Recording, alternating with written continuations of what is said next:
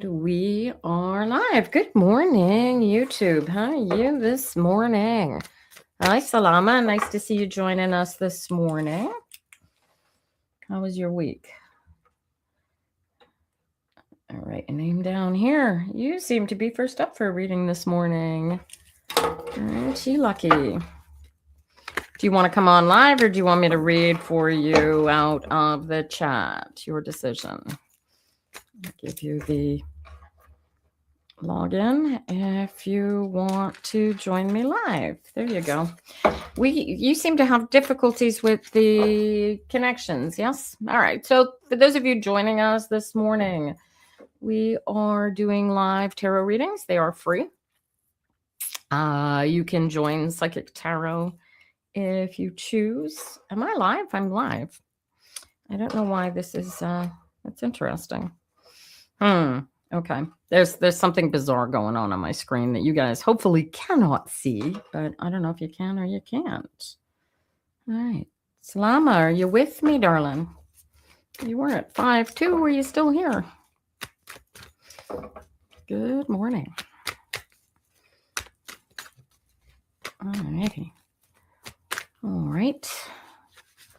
Feel some dead air. My name is Tina Brooks. I've been reading since I was 14 years old.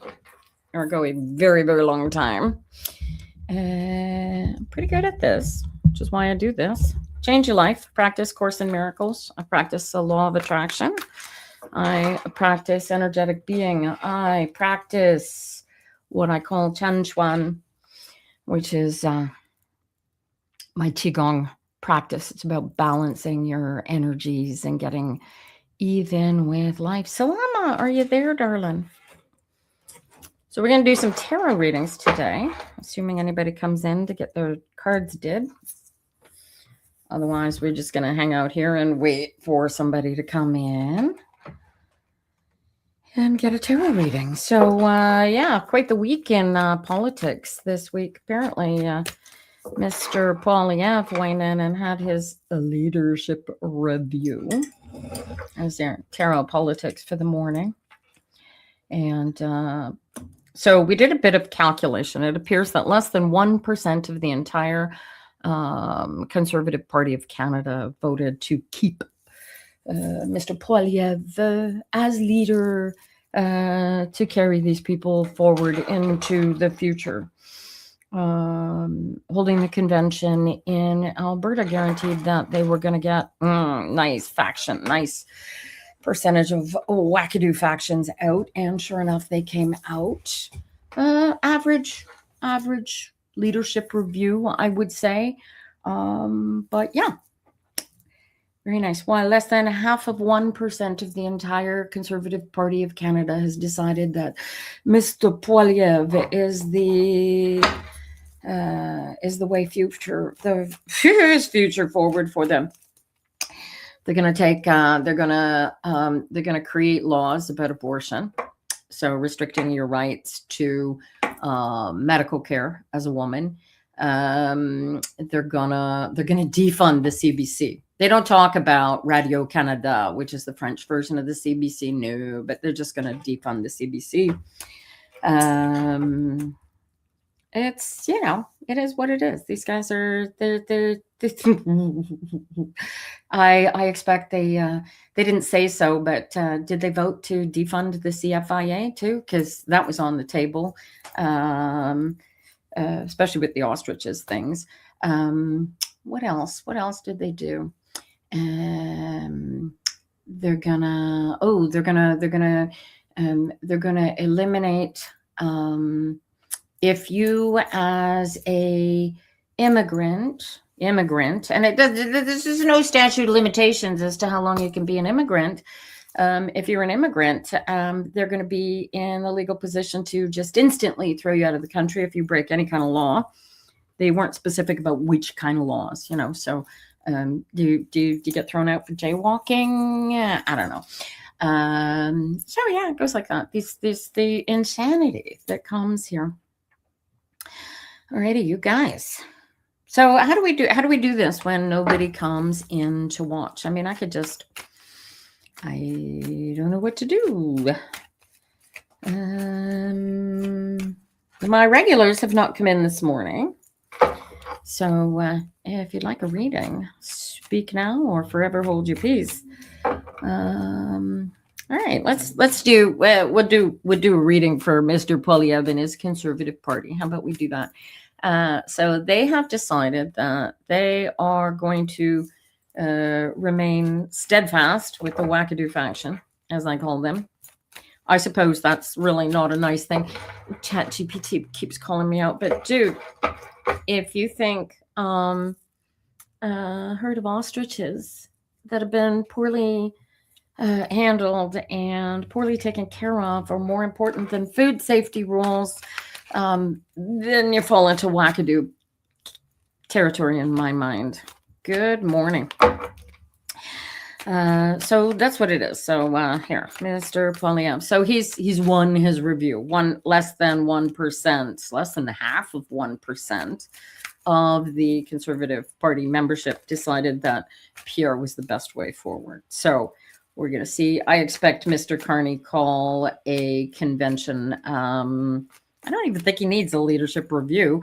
He's going to call an election this year, I expect, and skate away with. He's just lost another MP. So he's now down 2, and they're expecting another. So they're all worried about Conservatives crossing the floor and joining the Liberals. They should worry more about the old guard Liberals quitting and going off and working for other countries. That doesn't make sense to me.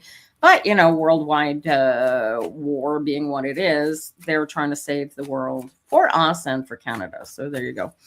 All right. Salama, did you make it back, honey?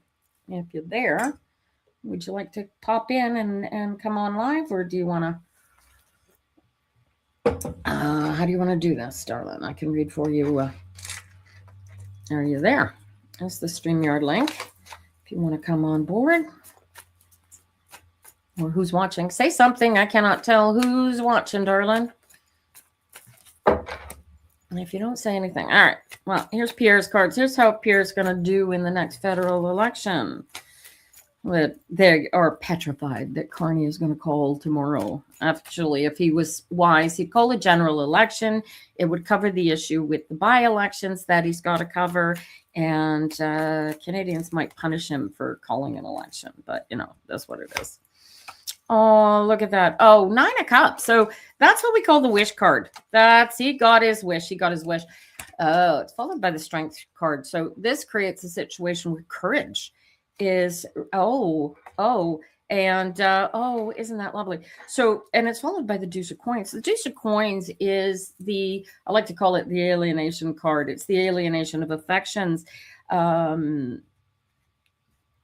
This is a situation where they seem to have decided that they're going to take their chances and stay focused on the disgruntled, the alienated, the unhappy, the unfortunate, because that's what they're going. They actually believe it or not, they hold all the cards, they think. And they want to create. They actually, honestly, these I could call them wackadoos until I'm blue in the face, you guys. But they actually believe they're doing the right thing for Canada. The Empress card comes out here. This is about creating space for growth and things to come together. And it's followed by another 3, which is the 3 of Wands. And the 3 of Wands is the hope and desire of the promised land, getting there, doing all the following they want to get there. Why it's not a 3 of Pentacles? Because it's building. I don't know. Is there enough of that in the Queen? I don't know. That's crazy. Craziness. I said the Queen. I meant the Empress. Temperance comes into play. That's another 5. There's chaos all over the place. They are not happy campers. And they've got decisions to make. This is fun. So they have to decide whether or not they're going to keep the wackadoo or not. Temperance card, King of Cups. Ooh, got to keep the big boy happy. I would love it if tarot would give me names when they throw people like this at me. I'd like to think that this is Stephen Harper calling all the shots, but I really don't know, and I have no way really of finding out. That's the beauty of using tarot to read politics is you really don't know. It's all just guessing. And the moon says, they gotta pay attention, take a good look and see what they're not seeing. Because judgment day is coming. It's coming. Look at this. Here's the judgment card. I often get this energy. This is the prodigal son coming home to roost. They think that Skippy is the cat's meow, and I don't know why, but there you are. And he's followed by the 8 of Pentacles. They got some work to do. They may have all the money in the world as the Conservative Party of Canada, but they got some hearts and minds that they got to win over. And if they succeed in winning over those hearts, then they can open the world up to themselves and have everything that they want. Devil's in the details. Look at that. And they got a huge battle ahead of them because this is the Goliath card. This is the 5 of Swords. This is the, oh my God, they think Carney is the guy to conquer. They don't understand that it is the mentality of Canada. But look at this. There's that Donald Trump card popping up its ugly little head. And who's best to get past that? That is going to be, again, the question at the coming election. And the Conservatives are going to have to come up with some way to deal with that, because so far, I wonder, did they talk about what they're going to do about Donald Trump at the convention? If they did, I haven't heard anything about it. What else can I tell you? What do you want to know? Everybody's worried about finances and the economy and everything else. I find it fascinating politically that people are all worried about the economy when the economy would be doing great gangbusters if it weren't for Donald Trump sticking holes in it every time I turn around. And there you go. That's Poilievre. So how's Mr. Carney going to do if he calls a general election? How's that? And, I don't think this is a concern. This is the 9 of Swords. This is, Carney. I wouldn't recommend Carney based on these cards. I wouldn't recommend that Carney call general election just yet. I'm going to sneeze here, you guys. It means I'm going to come into money. Hello, Andrea. Good morning to you, sweetheart. Oh, thank you for the positive vibes and positive energy. Love to you. Did you want a reading this morning, Andrea? Let's see what I can do for you. Yeah, so Carney ends up, he's got this, the nightmare, the fear is that a line needs to be drawn in the sand in order to get back the peace, the comfort, the joy, the solidity that we once enjoyed. Interestingly, it's followed by the High Priestess, which is a 2. 2s are always have the energy of bringing in. So the 2 comes in, turns that 9 of Swords into a 7 of Swords. So it becomes we got to stop. The nightmare is, what are the wackadoos going to do? Right? I call them wackadoos, but they might as well be the Conservatives at this point. High Priestess followed by the Deuce of Wands, right? And then look who shows up, the wackadoo card. Look at that. They think it's almost over. They think that all they had to do was this convention, and this is them moving forward. It's a beautiful place to be. Unfortunately, they're stuck on the inside looking out, and they have no idea how to get what the opposition seems to have because they're not in on it. And then it is fall. And there's that Justice card coming up again. Look at that. Justice will not be kind to these guys. They've got so much work to go to get there. All righty. Andrea, here we go. I'm going to read some cards for Andrea this morning. Let's put the political boys away. As I said, reading politics is a game, you guys. The funny part is there's anything red on politics is meat suit action, and it really, really has no bearing whatsoever on the other side. So it's just a game as far as the cards are concerned. And how it all comes down is fun because, Doug Ford was running for his seat as premier the last time, and the cards came up and said, yeah, well, if all of his detractors show up, he will lose. Well, they didn't show up, and instead he won. So, yeah, politics are fun. All right, Andrea, darling, did you want to come online, Andrea, or do you want me to read you in chat? Up to you.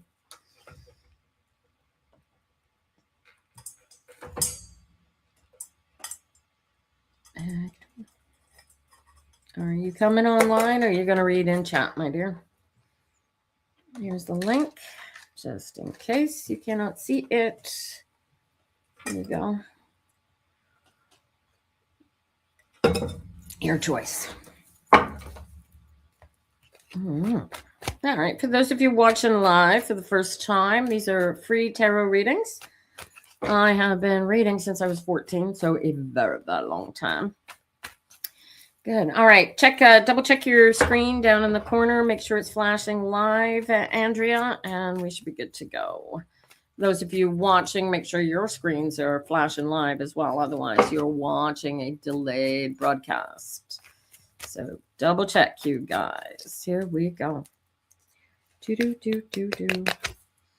Oh, right out of the gate. 3 of Wands. Oh, you've got a challenge. The challenge is to go after what you want. And it's followed by the world. This is and you're having a hard time putting it together. Is this your practice, honey?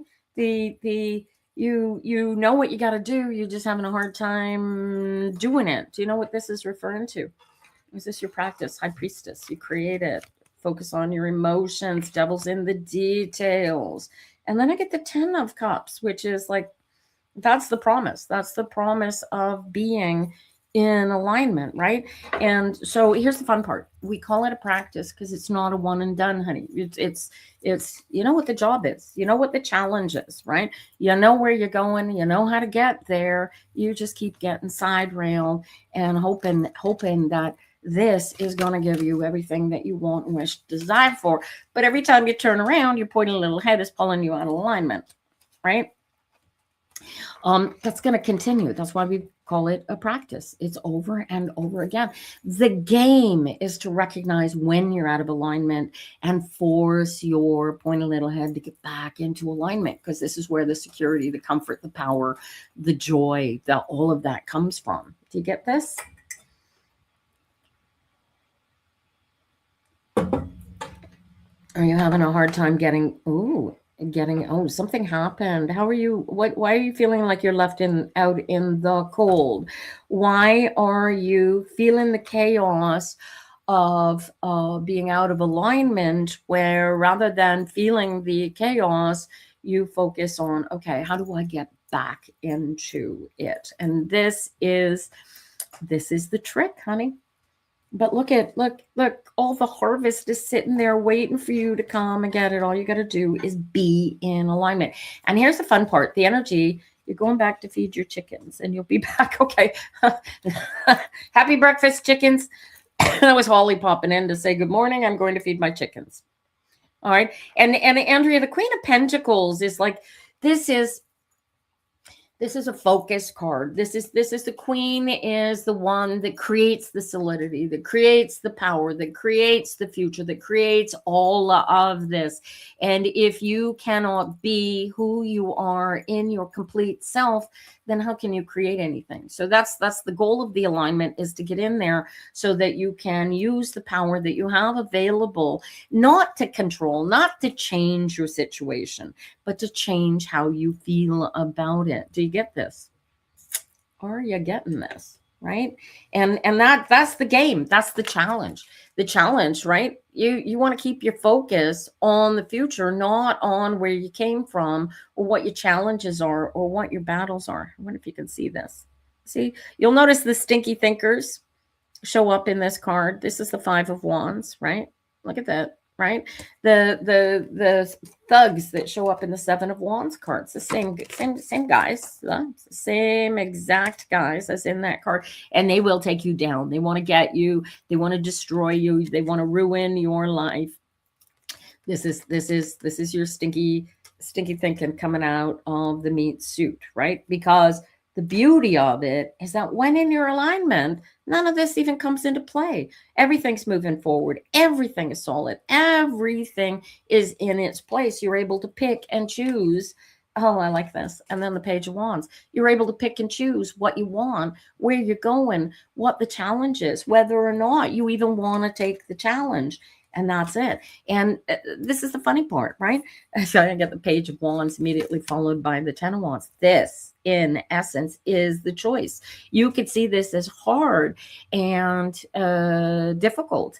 And it's going to be hard and difficult because you're choosing to see it as hard and difficult. Whereas if you look at it and go, okay, this isn't hard, this isn't difficult, all I got to do is get into alignment and this is going to be easy, right? And there, right? And there's the choice that becomes. So is it an Ace of Wands? I was like, yes, it's a princess, but the pages are always the same as the aces. It's the exact same energy here, you guys. Exact same energy. What's the difference? This one is you are using your higher power to choose the pathway, whereas the Ace of Wands is more the pathway itself, if that makes sense. So your choice, this is it. This is align, meet suit, spirit. Align the two, choose your emotion, create the world that you want. And look at, then I get the Lovers. This is solid alignment. This is everything coming together for you. And then then go after what it is that you want with a vengeance, because now you have the power, right? It's all about the emotional stream that you choose to align with, right? It's all about vibration. And if you it's tweaky little nuances, right? When you are thinking, oh, this is great, this is perfect timing, me reading this for you, because this is everything. You can't change your situation. You can always change how you feel about it. You get this, Andrea? So I want you to take a close look around you. I want you to see what you have ended, why you've ended it, and why it is important that you be the one who knows that you are the power, that you are the one in power, because only then can you focus on the steps that come next. There's the Page of Pentacles right next. So you get the Page of Swords, Page of Wands, followed by the Ace of Pentacles. Now I just got the Ace of Pentacles, Ace of Wands, followed by the Page of Pentacles. It's all about personal internal transformation. Do you get this? You choose how you want to feel, and in choosing positive emotion, you attract, you become a positive emotional magnet. Do you have to be positive? No, you could be met. And interestingly, I had a conversation that was triggered by Eckhart Tolle this week, and he made a comment that if you're in alignment with something that's negative, then you can't be in alignment, and then which totally goes against the grain. If you're here and that negativity is here, then going up is always a positive thing. It's never negative, right? If you are here and your vibration wants to bring you down, well, that's a different beast. I just got a crick in my shoulder. I don't know how I did that. Right? So it's where your thoughts go, your energy is going to follow. Do you follow this? So if you are focused on the idea that things aren't going well, things aren't going right, this is not getting me where I want to go, then you can't get there. You get it? Does that work for you, Andrea Derlin? It's just practice. So it's not a one and done. You just got to keep doing it. Treat it like a game. See how long you can stay in alignment before your meat suit pulls you out. Because your meat suit, I don't know how old you are here, Andrea.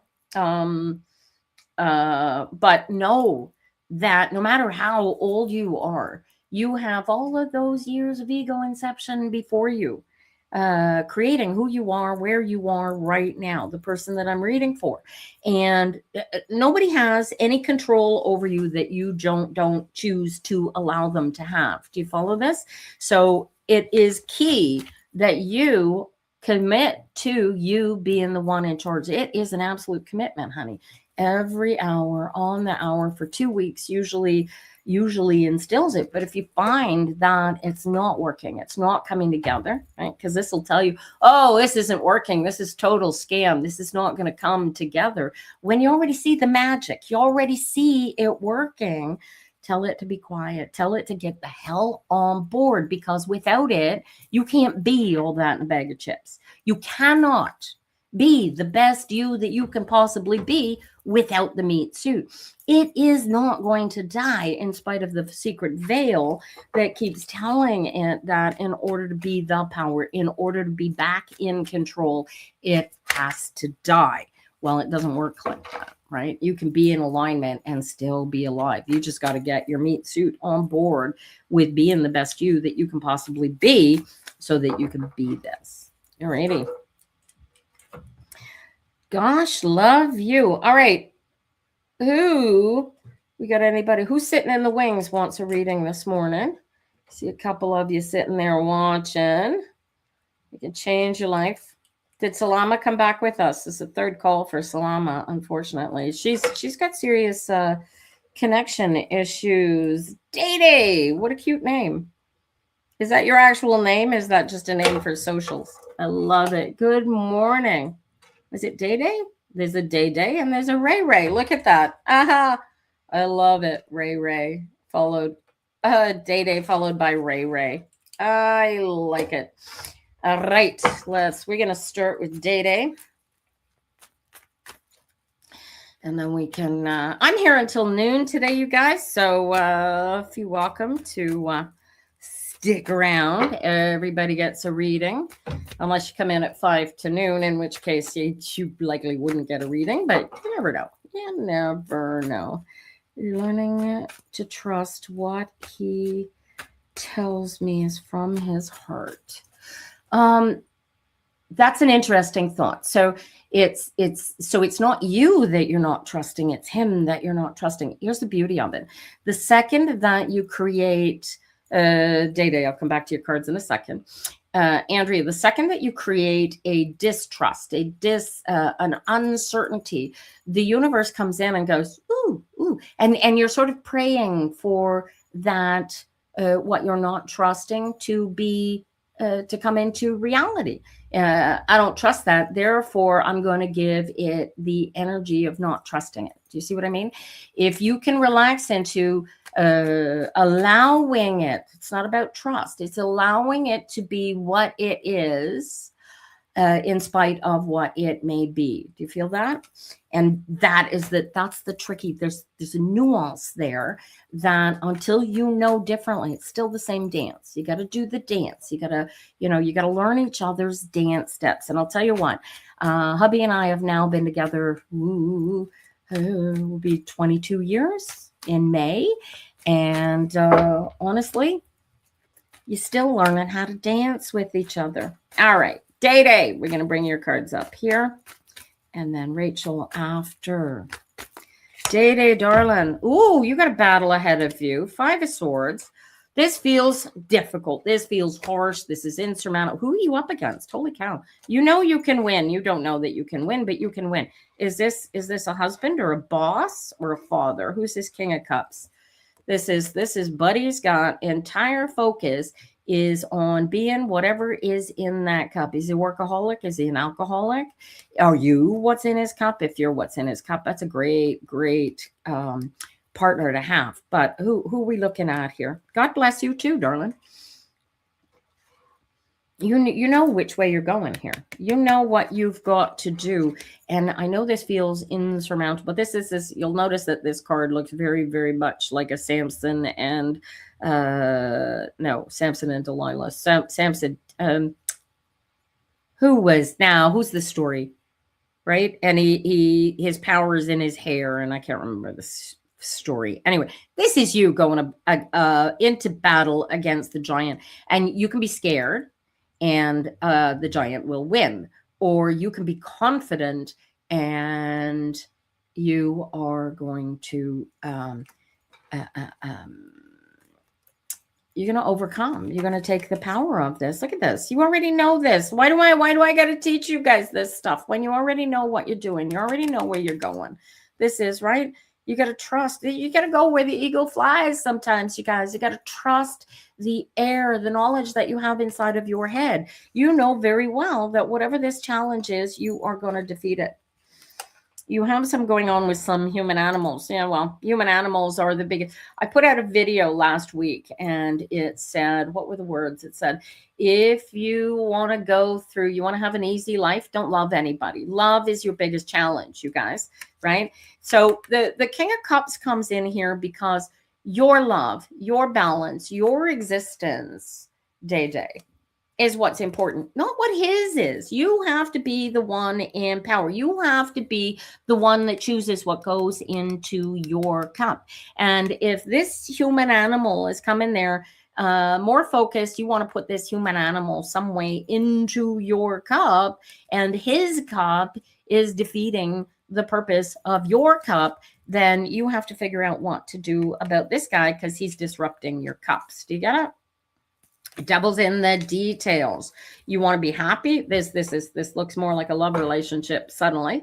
Is this a partner that you want to be with? You want to create chuck the cup? Not necessarily. Just get the guy aware that, hey, whatever he's focused on is not participating in the joint dance that you two are to be doing together. And if this joint dance is where you are going, then he needs to be on board, and this cup needs to be, this has to become a shared cup. It's not just his cup, it's your cup as well, right? You get to choose. Am I gonna, this is the detail aspect here.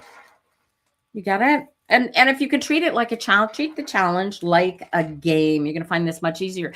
And choose your battles, honey. You've got to choose your battles. There are certain things where he's going to fight until the end of the days, and it's something empty and loose, and it really has nothing to do with you. You don't really care. But if you're going to have a fight about something that you don't really care about, then it loses power when you have a fight where it is something that you really do care about, and you need to draw a line in the sand. See, right? You got to stay focused. I love this card. It says stick to your knitting. It's your knitting. This is about you. This is about your go around. So if you're going to share it with somebody, they got to be on board for the go around and the sharing. And if they are not on board and you believe that they are never getting on board, then you need to have the strength and the personal fortitude to lay down the freaking law. Ooh, and there's the separation papers, right? Which gives you the freedom to move forward and go after what you really, really want in the world. But in order to get this decision on your plate, you need to create this ending. What's the ending? Careful what you wish for. You get this? I want you to, part of your practice, Day is going to be to stay in the present. Don't be focused on what went before. That is not the key. The challenge here is when you know, what are you going to do with it? How are you going to turn these lemons into lemonade? And if if he's not in on the lemonade, this is your go around, not his. You got to decide for you and only for you. And here's the beauty of it. Take your time. There's no rush. You don't need to decide. In the meantime, if you're not going to decide to change your situation, you're going to live with what it is. Practice living with it. Practice the idea of how can I put these two energies together so that they work together, because right now they're not working. Right now they are creating a situation where you are left trying to figure out which way you're going to go. And so the beauty of this chaos has to do entirely with you being challenged, is where is your best life? And that is your question to yourself, both to your meat suit and to your spirit self, is how do I get what I want out of my life and create the dream, the energy, the power, everything to go together. And out of the gate is only one answer to that question. And the answer is get into alignment. Once you are in alignment, you get to determine the solidity. You determine whether or not you're wealthy or poor. You determine whether or not what you are creating that's real, and whether, and this is interesting. Does this have to do with, are you affected by, hi Salama, welcome back. Is this politics I'm looking at? These look like political cards, right? Like, is your greater concern that you're going to end up in a situation where you can't even afford to pay your taxes? What is this? No. Yeah, it's not that. Well, here's the, it's not politics. Well, this baby, this is you, right? You've got to be the one who creates the decisions, who creates the future. You are the queen on the throne here. You want to be, you are all that in a bag of chips. Now you need to practice being all that in a bag of chips and control where you're going to go. You can throw as many darts of desire out in the world as you want, but as long as you keep doing the same things and not getting the results that you want out of it, you might as well just be banging your head against the wall. Do you catch where I'm going with this? You have to change how you feel about the things that you can't change and change the things that you can change so that you are the one in control. And how do you do that? You get into alignment and you choose your decision. You make the decision as how you're going to go. All right. Jazz Ziggy Pie. Can I be added? Of course you can. It was your birthday yesterday. Happy birthday. All right. Do you get this? This is right, and it's the death card. It's about transformation. It's about taking a close look at where you are, what you want, and going after it. To do it, and you know the King of Cups. He could come, he could stay. You could do whatever you want with him, but you've got to decide for yourself what you want before you start worrying about what other people want. Do you get this? And this is the practice. You've got to go inside. Find that personal power and get into alignment with it. You get it? Welcome back, Holly. The animals are all getting fed this morning. Holly Booth, absolutely. Oh, great. All right. Keep, the alignment is the key, you guys. It's not, you're not going to, it's not the alignment. It's not simply getting into alignment that's going to change your life. It's getting into alignment allows you the space to really pick and choose how you feel about the situations that you're in. And when you have that space to pick and choose, the beauty of it is that not only are you picking and choosing, you get to choose. Once you've chosen, this is your pathway goes based on what you've chosen. So things change, things grow, things come in your favor in spite of you, simply because you've chosen to look at things the right way, All right, Day, great cards for you, honey. All right, Ray, you still here? Rachel, honey, where are you? Are you still here? Oh, you're welcome, Day. I'm here every Tuesday. You guys, we're reading tarot cards. These readings are free. You can join the tarot reader in my pocket program through psychictarot.ca. And for some reason, I can't see it on the screen, but it should be right here. It should say psychictarot.ca with my name. And if it doesn't, I don't know why not. I'll have to check that out. But yeah. All right. Ray, do you want to come on live or are you going to stay in chat? Liked and subscribed. Beautiful. If you subscribe to the channel, you guys, we will, it will announce you that I have plugged in to read live and remind you to come and see. And once everything settles over the next couple of months, I will be more available for more readings. Fingers crossed. We hope that's the goal. I said that 2 years ago and I'm still not there. I'm so sorry. But here we go. We're working on that. Alrighty. Ray, where are you? You just woke up. I will stay in chat alone. All right. Nobody needs to see your bedhead this morning. Is that it? All right, Rachel. Ooh, I got a jumper for you. Ooh, look at this. You got something big about to happen? Are you about to go somewhere? Are you changing jobs? What's the new? There's something new and big coming at you. Do you know what it is yet? Or are you just looking at the world and figuring out you're suddenly in a position where you're going to figure out where you are going? Have a great day. We'll see you. Have a great day. I wonder if I could get the word day 4 times in a row. That would be cool. Lovely. Have a great week, darling. All right. Ray's trying to buy a rental property. Oh, yeah. Have you found the rental property yet? Have you found the rental property yet? This is key to this card, Rachel. Bye, Day. Be well. Rachel, darling, have you found the rental property? And wait, are you looking for a rental property that's going to provide you with income? Or are you looking for a property to rent to live in? So I need the difference in this. I need the nuance connected when I read the cards. Your a friend's mom is downsizing, and you have a possibility of buying their house. Is that it? For the income. Great. Hey, listen, if that rental property doesn't work out, come see me, because I've got one with an 11% net return available to you. If that one doesn't, mind you, I'm in Canada and I don't know where you are. All right. So you're looking at, and this beauty, this rental property, you're going to live in this rental property, or is it just income?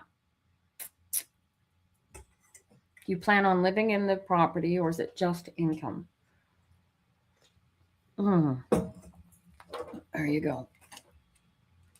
Are you going to live in the property, or is it just income? And then we'll pull the 3 cards. Just income. Okay, great. So you're not moving into, but the income from this property creates a future for you. It creates power. Who's the King of Cups involved here? Hi, Salama. I see you in the waiting room. I'll bring you on next if we can keep the connection for you. Hang in there. All right. All right. Here we go. Ray. Oh, nice challenge. 4 of Wands. You're almost there. You've got a meeting of the mind. Oh, this is beautiful.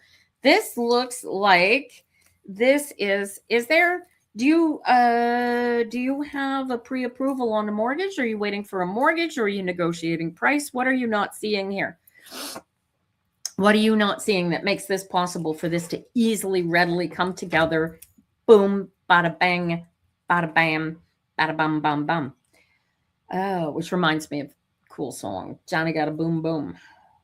You're in negotiations. Okay, there's something that you're not seeing. Have you done a property evaluation of your own? I mean, I know we want to help out a friend's mom and everything, but I want you to make sure that you do this the right way. I want you to make sure that you keep an eye on what you got to protect your money, right? This is a great nest egg. This is fantastic. I love this card for you. I get the Page of Coins. This creates your nest egg. And this was a surprise for you. This came out of the blue. You weren't expecting this. You thought, ooh, maybe here's an opportunity. Oh, you're just starting the conversation. All right, here. I got you 2 coming together, signing this, making it. You need to make an offer and actually negotiate. I would, if I were you. This is a game, and this opens up doors and gates for both of you, which is really, really cool. The Pentacles in here, I got the 3 of Pentacles, the Page of Coins, and then it goes all into emotional, intellectual sorts of things. And your challenge is, because this means nothing to you, you need to treat this like a game, not a battle. What are you not seeing? Do you know what you are not? What are you not seeing? Do you have that property evaluation? And if you don't have a property evaluation, I would get one. And what we don't want is to end up in a situation where, right, you want to take mom out of the cold, so to speak. She can't afford to live in this big house anymore, and you could afford the income, and you need to be sure that her income is going to cover. Will it cover the mortgage? Yeah, I would. This is the only thing. So I would, on the basis, before I do any further negotiations, I would say, listen, I am sorely interested. Let's get this evaluation. Let's get this inspection done. And then decide based on what you have, based on full knowledge, not just, I want to help. I'm in a financial position to help, right? Like I said, I've got an income. You want an income property? I got one for 11% net.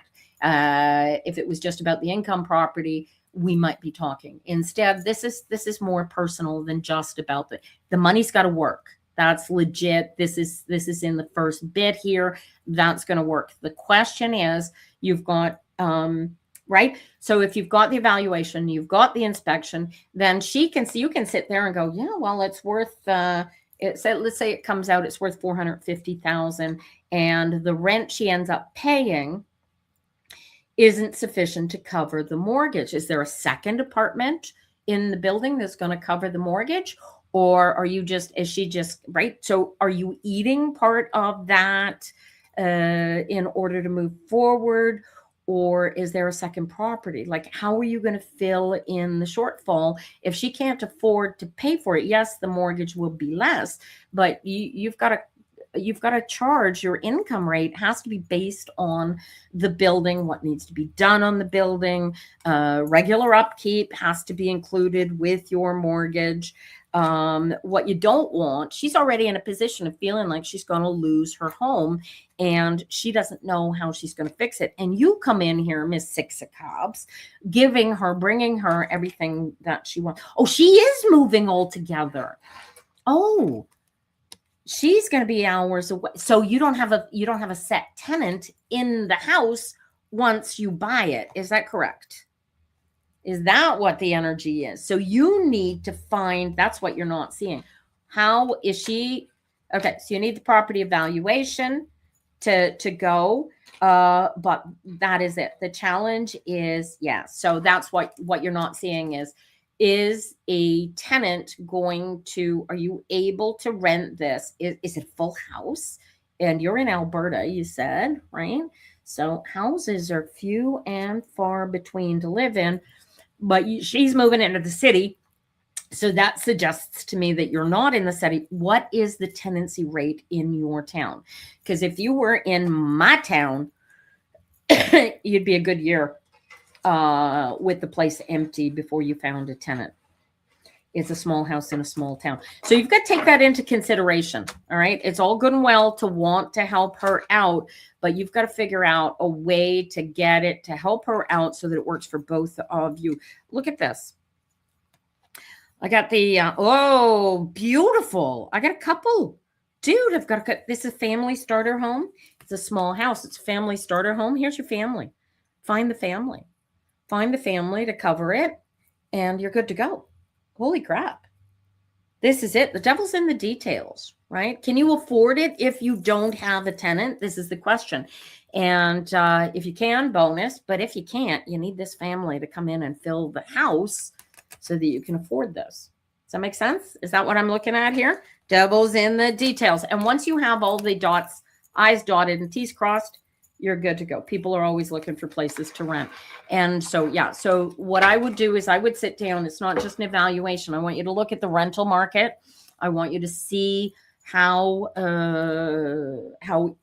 what you could afford, what you should legitimately be charging. If you need a property evaluator to sit down with you and figure out what you should be charging for rent, you've got to consider the taxes. You've got to consider physical upkeep on the house, what kind of condition it's in. Does it have things that it needs to be put in? And the rent needs to cover all of that. Otherwise, it's not really an income property. Do you get this?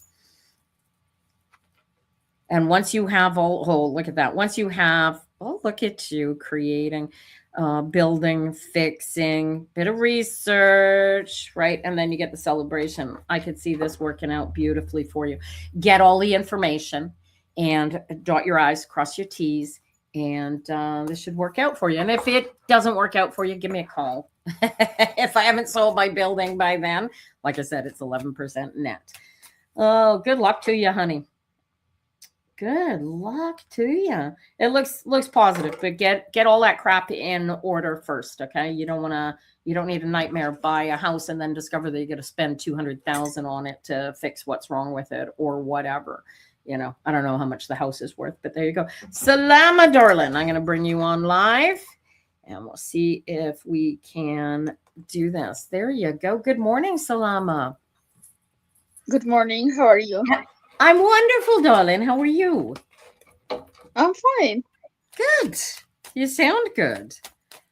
Yeah, I'm fine. I'm okay. Yeah, good. Fine and okay.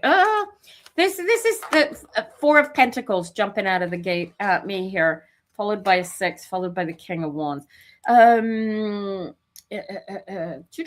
Is this you looking for work still? Was it you that was looking for work? What may bring like it's last week that we communicated. Remind me, So because I nothing read. is like there is nothing, no change, but like I just did what you advised me, but like one of the key things not key things, the main things which I'm facing is like I don't know, like from time to time I'm just feeling my anxiety seriously, not Right. sleeping very well, and Mm-hmm. like the other thing, like questioning myself and questioning the past, questioning everything, even I don't know, like I don't know, apologies to say it, I'm losing hope, and Okay, stop I that. become, like, what is that, my emotions came to the surface, like I don't Yeah, know, you become like emotional. I get it. I get it. And very that's emotional. I cry, I become very angry, yep. And then many you're things. yeah, okay. So watch this. So have you been trying it's the alignment that keeps the emotions from being in control. All right. You cannot stop the emotions, the anxiety, the thoughts, the fears, they're gonna come anyway, Salama. The goal is to know that this is you. This is you in alignment. This is the Six of Pentacles. And What does it mean? this is you. The interpretation, yeah. Yes. Okay. So ideally, there's two spirits that live inside of you. Okay. One Mm-hmm. is Salama that I know and that I see, the Salama, the physical Salama that talks to me when Yes. you come in here to read for me. And the other one is your spiritual connection to what I call the we all being Okay. everything else, the entire Mm-hmm. universe, because at the universal level, it's only one energy and it just splits and splinters into things. Do you get what I'm saying? Yes. Okay. So your focus is to recognize that you are in a position, you come to the table with things, skills, qualities that an employer wants, right? Mm-hmm. And knowing this, the trick is to find the employer that's looking for you because somebody desperately needs you, right? Mm-hmm. Okay. And then I get the King of Wands, and the King of Wands is about you need to be in alignment with that energy of the employer looking for you in order to Mm. find them. Do you get it? And if you're not in Yes. alignment, if your anxieties are in control, you can't find him because you got to feel your way to him. This is an energetic card. You have to energetically find this guy. This is you, this is him, right? He's got the job for you. It may not make you super wealthy, but it'll take care of all of your needs. And he's a very generous man. He's very supportive, very helpful. But this is you, and you need to come to the table with all of your knowledge, all of your skills, all of your personal power, and be energetically in alignment with that coming to you in Okay. order to, you get it? Yes. All right. And so anytime over the course of the day where you feel that those anxieties are taking power or are in control, you're going to stop yourself. You're going to distract yourself. Go listen. You like listening to music? Mm-hmm. Yeah. What's your favorite band? What's your favorite music? Like, for example, Celine Dion's slow music, Shania Twain. There you go. Okay. I love Shania Twain, by the way. I think she's fantastic. She's also Yeah. Canadian. They're also both Canadian. So we love that. Both Canadians, yeah. Yeah. So what Slow, I like want you to do. country music. Okay. I I like don't country music. Oh, I love country music. I don't think you And could the be. other thing, like those instrumental musics, like online from YouTube, like Yeah, that makes you quiet, sleepy, there kind you of. go. Right. Okay. So when you find that you are out of sorts and you're not calm and you're not the anxiety is getting you, I want you to go, okay, stop. We're not doing this. And I want you to go turn on. I don't know what song is going to trigger you. I feel like a woman. I'm alive. You know the Celine song. Dion's I'm alive. right? Yes. And you Yes. take that song and you're going to use it to bring yourself back into your power. Okay. It doesn't have to be that Okay. particular, it could be any song, but I'm getting the music here in this card. Right. Okay. And choose the music that's going to bring you up, not the music that's going to bring you down. Right. So I don't want you listening to music that feels like, the wheels fell off my truck. The dog has a lame leg. You know what I'm getting? No. Because there's a lot of that, right? There's a Yeah. lot of that kind of music, right? So you want to feed the generosity of spirit. You want to feed the comfort. You want to feel the all is well energy with the music so that you can be that exceptional human being when you walk into the meeting with this guy. You get it? Okay. All right. And the more you practice feeling that as you do the practice, keep doing what you've been doing. If you have been sending letters one by one to different companies, right? What you want to do is a week after you send the email, call them up and go, hey, I sent you an email with an application and I haven't heard anything. Is there any chance of moving forward with this? And what you want to do is when you make those secondary contact, and don't do it by email. People that email me and say, hey, did you get my email? This makes no sense on the planet. How Okay. would I, if I didn't get your first email, why would I get your second email? You know what I'm saying? So pick up the phone. You've targeted this company because you think you would be fine to work with them.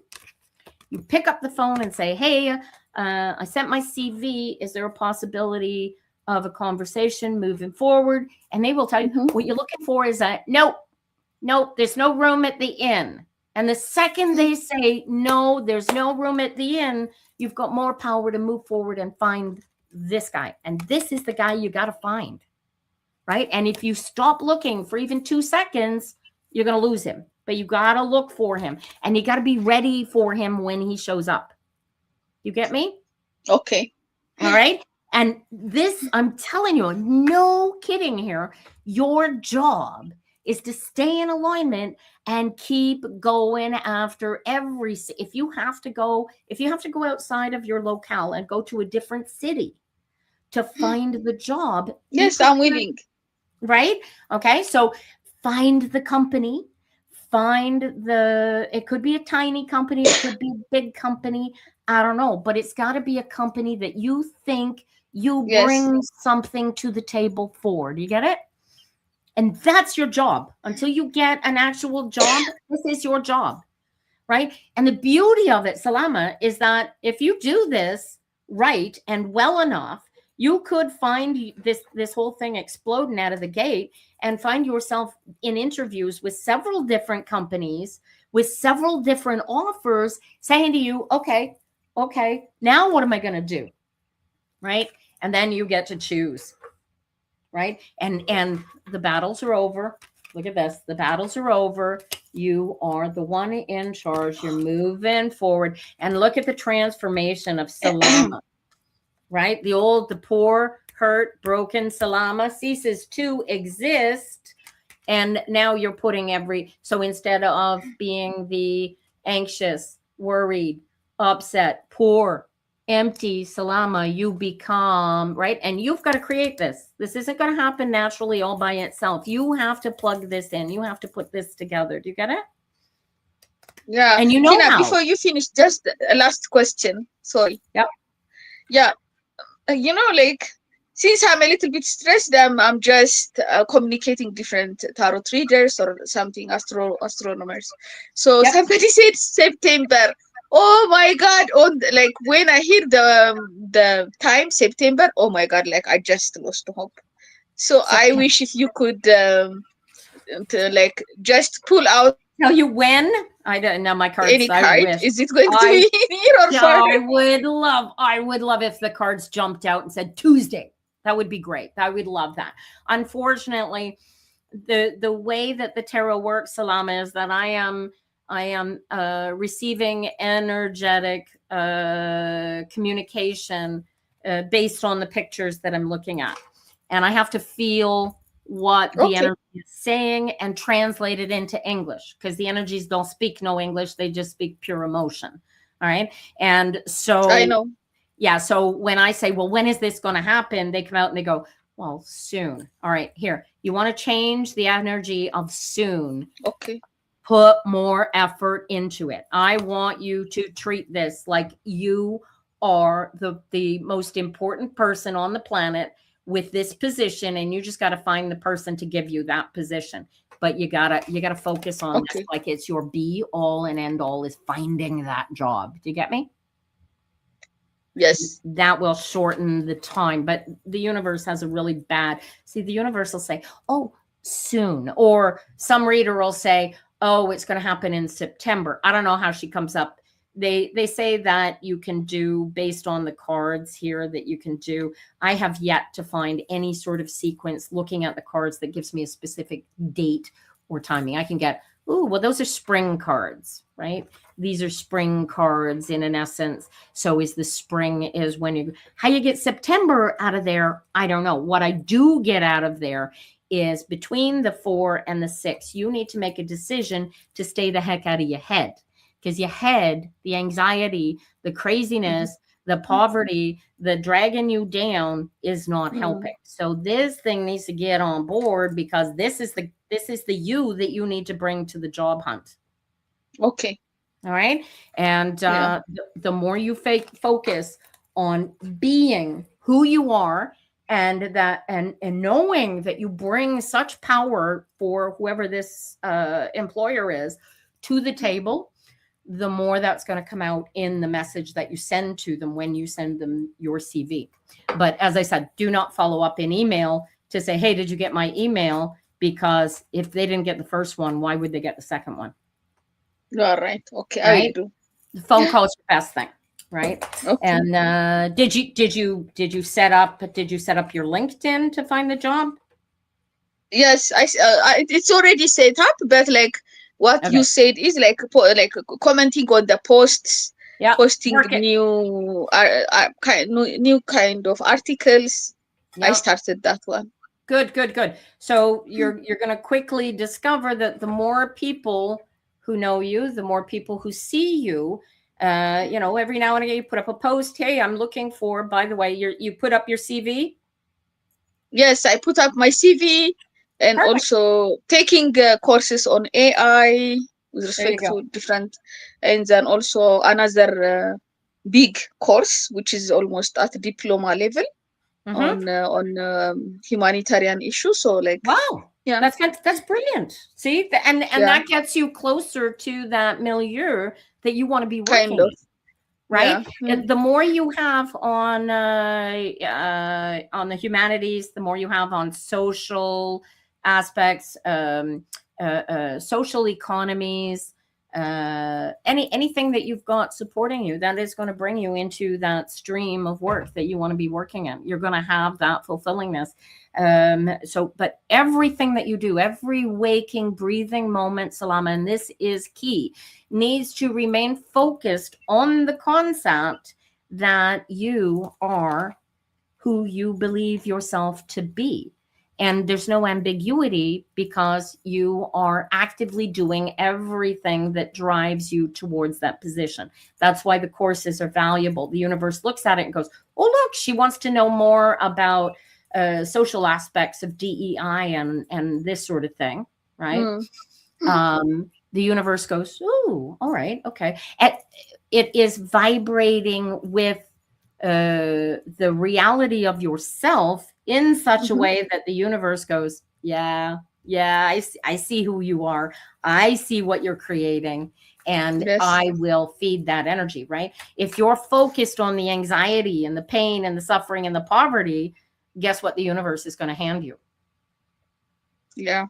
Right? So these are not thoughts you want rattling around in your head. The thoughts you want rattling around in your head, if you can't rattle around with positivity, rattle with neutral. All is well. You see the difference? Yes. And that is absolutely key, right? Because we can't change your life, but in changing how you feel about it, you change how you approach the universe from just getting out of bed, how you approach your day it creates everything. You get it? Of course. Yeah. There you go. So that's the key. You can't change it. What you can do is change how what you allow into the space. And when you're open to it, there's a lot more ability for it to come in. But this, you're on the right path. This is closer than it was last week, in spite of my not being able to give you a date. Okay. Thank you so All right. much. Oh, you're welcome, Okay. darling. Have You a good day. great- You too. Yeah. and Happy to see you. Bye. hopefully we'll see you next week. Okay. All right. Bye. Yeah, be well. All right, who we got waiting in the wings? I have Jazz, Ziggy Pie, and Holly Booth waiting for a reading. What do we got here? My husband has a telephone appointment with his doctor trying to get permanent disability, and he doesn't have to work. Oh, another surgery? Are you kidding? A spinal, oh, dude, my first husband had a spinal fusion, and that really did not work out well for him. But then, it's the opioids you want to avoid. Poor guy. 30 years in construction. All right, Jazz, is this you? We're going to bring Jazz in and see how Jazz is going. Good morning. Hi, How are you, darling? I'm doing good. You sound good. Yeah, Well, anything? Go I ahead. got good news for my job. They said they could add more hours onto my schedule, but I will be able to get trained enough just to get on the cash registers soon. Oh, congratulations. You see what just changing your headspace changes everything about everything. Do you get that? Yes. Ah, how exciting I don't even want to read my cards. These are going to be so bright and shiny. I just can't imagine. Amazing. And how are your parents reacting to the change? My parents were telling me, you need to go and look for a new job because that's not enough money to live off of. And I'm like, but they said they would train me. They're like, no, you just need to go look for another job. And I'm like, but I wouldn't be able to get trained. All right, watch this. Don't let this is so your mom and your dad are looking. They've got your best interest at heart. They want you in a job where you're making enough money where you can care for yourself. You're still just a baby though, Jazz. You have so much future ahead of you. All right. Remind mom that should the worst come to worst and you're suddenly all by yourself, that you are smart enough to take what little income you actually have and get roommates to pad the difference. You know what I mean? Like you Yes. need probably more so than the average Joe. You need mom and dad. I dropped a card. My card's like dropping for you, and I don't know why, and it's face down. Hang on. And of course, the older I get, the farther away that floor gets. But look at this card jumping out. I get the seven of swords, right? So mom and dad have these thoughts and these ideas that they throw at you because they want what is best for Jazz, right? Yes. There's no doubt in your mind that they are the bad guys. They are not bad guys. They love you to pieces. They want the best for you. Yes? Yes, they want the best for me. Okay. So if this is right, except that you're in control, you're in power, you have a little future, you're following your path, you're doing your thing, and then suddenly mom and dad are like, oh no, you got to change jobs. This isn't good enough for you. Except this isn't you motivated. You feel that? So Yes. you're watching. This is you watching other people decide things for you as if you were 10 years old. See the problem? That's true. So mom and dad, you're what, 22? I just turned 24 yesterday. 24 on your next birthday. All right. So 24 years old. Okay. And is neurodivergent a good word to use for you? Yes, I do have learning challenges. All right. So one of the greatest difficulties that we neurodivergent people have dealing with our lives is that because we had all of the little challenges and difficulties that we had as kids, they become overly protective, overly supportive, overly controlling over the challenges ahead of you. Do you feel that? Yes. That's why they're coming up like this. They think that they know best because, well, they're your parents and they love you, yes, but this isn't self-motivating. This, mom deciding that you need a better job, is not protecting. This is her taking control. You see the difference? Yes, she's taking Teeny control little instead of nuance. just saying you can stay. Right. So what we need is you need to, I wouldn't go back to mom and dad. You could have mom and dad watch this if you want, but I wouldn't go back to mom and go, Mom, mind your own damn business. Actually, I would, because I was like that. But right. This isn't, you're 24 soon. This is not mom's decision, honey. This is your decision. And if mom and dad weren't there, this wouldn't even be a topic of conversation, would it? No. Right. So this is where the alignment gives you grace. Okay. So you get to, right now, you're like annoyed at mom and dad because mom and dad want to take your sovereignty. What's the word? It's not sovereignty. Your personal power away from you. Not for any negative reason, in spite of them looking like thugs in the cards, right? This is just anxieties. But they are creating the anxieties because they want something different from you for you. But it's none of their business. And so inside of your head, the game becomes the challenge, right? Sevens are always a challenge.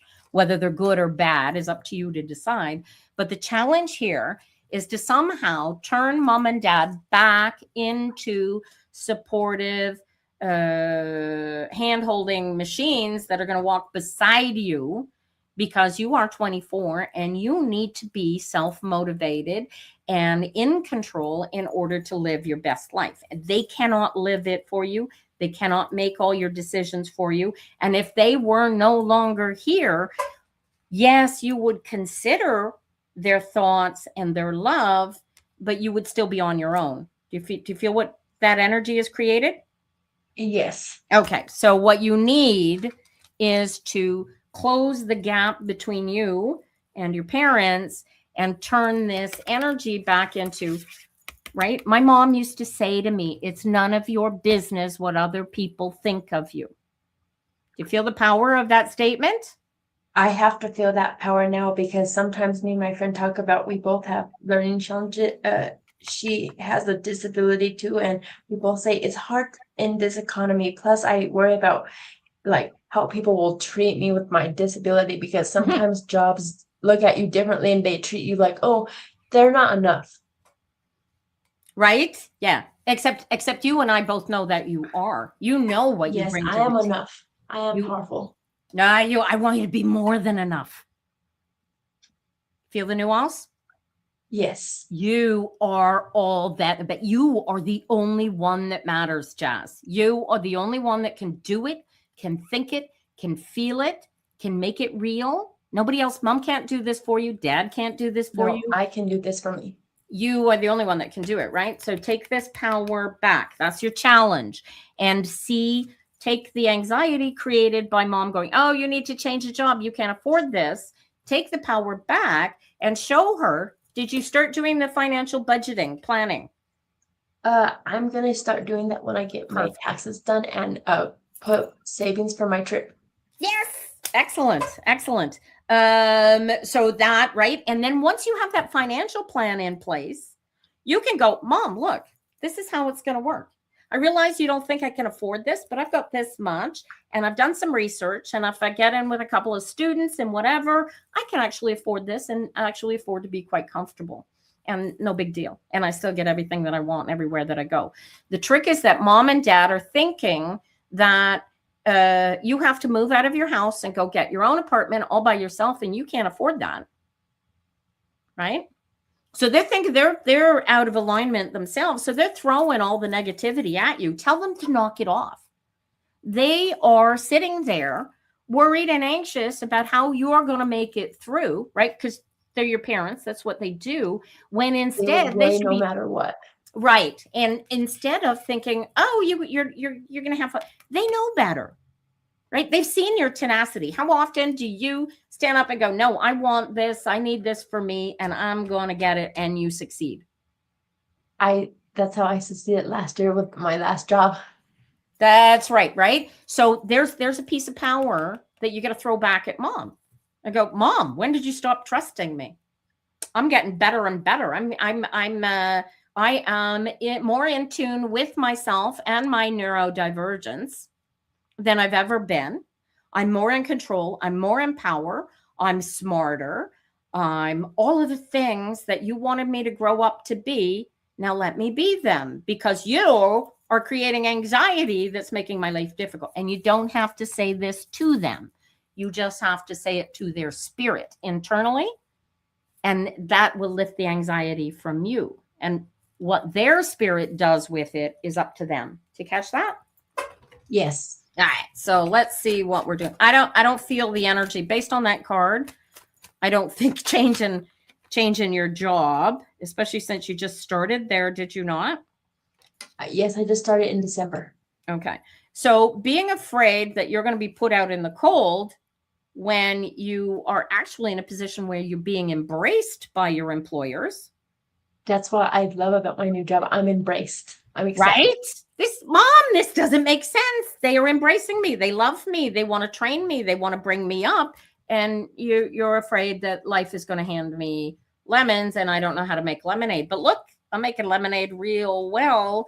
And if I'm out in the cold, I have the smarts to figure out how to come in from out of the rain. Do you know what I mean? That's your power. That's your power in this situation, right? Her greatest fear is that you're going to be alone and struggling to feed yourself and pay your rent and all that sort of thing. And her job is to make sure that doesn't ever happen, except you're now an adult. You're not a 10-year-old. And so that power needs to not be given away or allowed to be taken from you just because it's being expressed. Do you get this? Yes. Right. So don't let her knock you off your beam because, right? So you go, oh, yeah. Oh, mom's afraid I'm going to be out in the cold. That's cool. I can align with that. That's a mom energy. I want my mom to be concerned that I might end up in the cold or out of a job or homeless. Okay. That's the sort of energy you want from your mom. But here's the beauty of it. So long as mom and dad are still kicking around and breathing, they'd put a mattress on the floor in their apartment, no matter how teeny tiny it was, if you needed a place to live. So you'll never be homeless as long as they're alive. Do you get that? Yes. Mom is forgetting that point. Mom is forgetting that in spite of her wanting to protect you, she's forgetting that you have that self-protection and that self-motivation, and that is key to your success. You get it? Yes. Look at that. And there's where your solidity comes from. Once you put that emotionally on the table, I'm the one in control. I'm the one that dictates all of this. Then it ceases to be about what has been put into your head by other people, because what they think doesn't matter, right? You're the only one that matters. And if you were focused on the negativity, then you're going the wrong way. But you're not focused on the negativity. You're focused on that, hey, these guys like me. They want to train me. They want to move me up. I'm the only one. I love this card. You are the only one stopping you from moving forward at this moment. They have offered you the moon and they like you and they see in you what you would bring to the table. You see that? So I'm like stuck in my head. Yes. Get out of your head. That's exactly what it is. And the more you state you are here, this is the queen. This is the Queen of Pentacles. This is the woman. I assume this is your boss. Your boss is a woman. Yeah. Yes. They're women. Yeah. So she runs this company in such a way that she wants it to grow. She takes care of this company. She sees in you what you bring to the table, right? Your focus on your job, making sure that your job is done to the best of your ability, because we neurodivergents are weird like that, right? Non-neurodivergents, they come to the table. They don't really care. They come, they do as little as freaking possible. They collect their paycheck and they go home. We neurodivergents come to the table, tripping over ourselves to try and do the best job we possibly can because we're so afraid we're going to do a horrible job. Do you get that? That's how it was at my last job. I felt like I had to force myself to do everything 10 times better than everybody else, and then I would get like burned out. By the time I get home, I'm like, I just want to go to bed. There you go. Right. And you know, that's that it is so fatiguing. What is key about that, Jazz, is one, it says nothing about you personally. It says talks only about those other people. And if they knew you well enough, they would see the you that I see in these cards and not the you that they are afraid that you might be, because that word neurodivergent comes out. You get it? Yes. So your power lies in, oh, I'm so glad you care about me, Mom, but I'm going to be fine. I've got this. These guys, I've got this. I've got an appointment. I'm doing my financial plans. This is going forward, right? And look at Mom and Dad coming together here, right? This is the two of death. He loves you. You're an only child, eh? No, I have an older brother who's 4 years older, and I'm the only girl. He's much older. Yes. Yeah, okay. So you're the golden child as far as Dad is concerned. And Mom wants to do your knitting for you. That makes a lot of sense. Mom's a bit of a control freak, eh? Yes, I would say. Yeah, okay. My mom was too. Your courage lies in focusing on your challenge, not the challenges that they see for you. You follow? Yes. And then once you see what your challenge is, you get into alignment with that challenge. You use that power of self-motivation that you have nurtured all these years, and you go after it. The key is always not feeling you're on the outside looking in. The trick, here's the nuance for you. You need to flip your focus so that you spiritually become the center of your universe. Not Mom, not Dad, not the job, not your friends, not your coworkers, me. nobody. You. But my center. Yes, you're the one in charge, right? When you wake up in the morning, you're the one who decides which foot touches the floor first. Yes. Right? Nobody else. Nobody else is going to be there to wipe your nose or brush your hair or wipe your bum, right? That's your job. I do it all myself. That's right. And so the energy becomes, once you, if you can stay so in alignment that you never have I'm not worthy, I'm not smart enough, I'm not fast enough, I'm whatever those people think I am. As long as you don't have those thoughts, then everything you want comes to you. And then your challenge, remember we started with a challenge with the 7 of Swords? Yes. Your challenge becomes taking that energy of the battle and owning it, so that this isn't a group therapy. This is Jazz, and Jazz is alone. And when Jazz is alone, look what Jazz becomes. Right? You're going to fight for what you want. You're going to fight for what you need, because you are that personal power that you know that you are, because your head's going to get so on board that it's not going to be allowed to break that. They call this, you'll go through, some people go through it and it's hard to go through. Other people go through it quite simply. The alignment is key in that your spirit, you feel the power, you feel the flow, you know what you want, you know where you want to go. Right?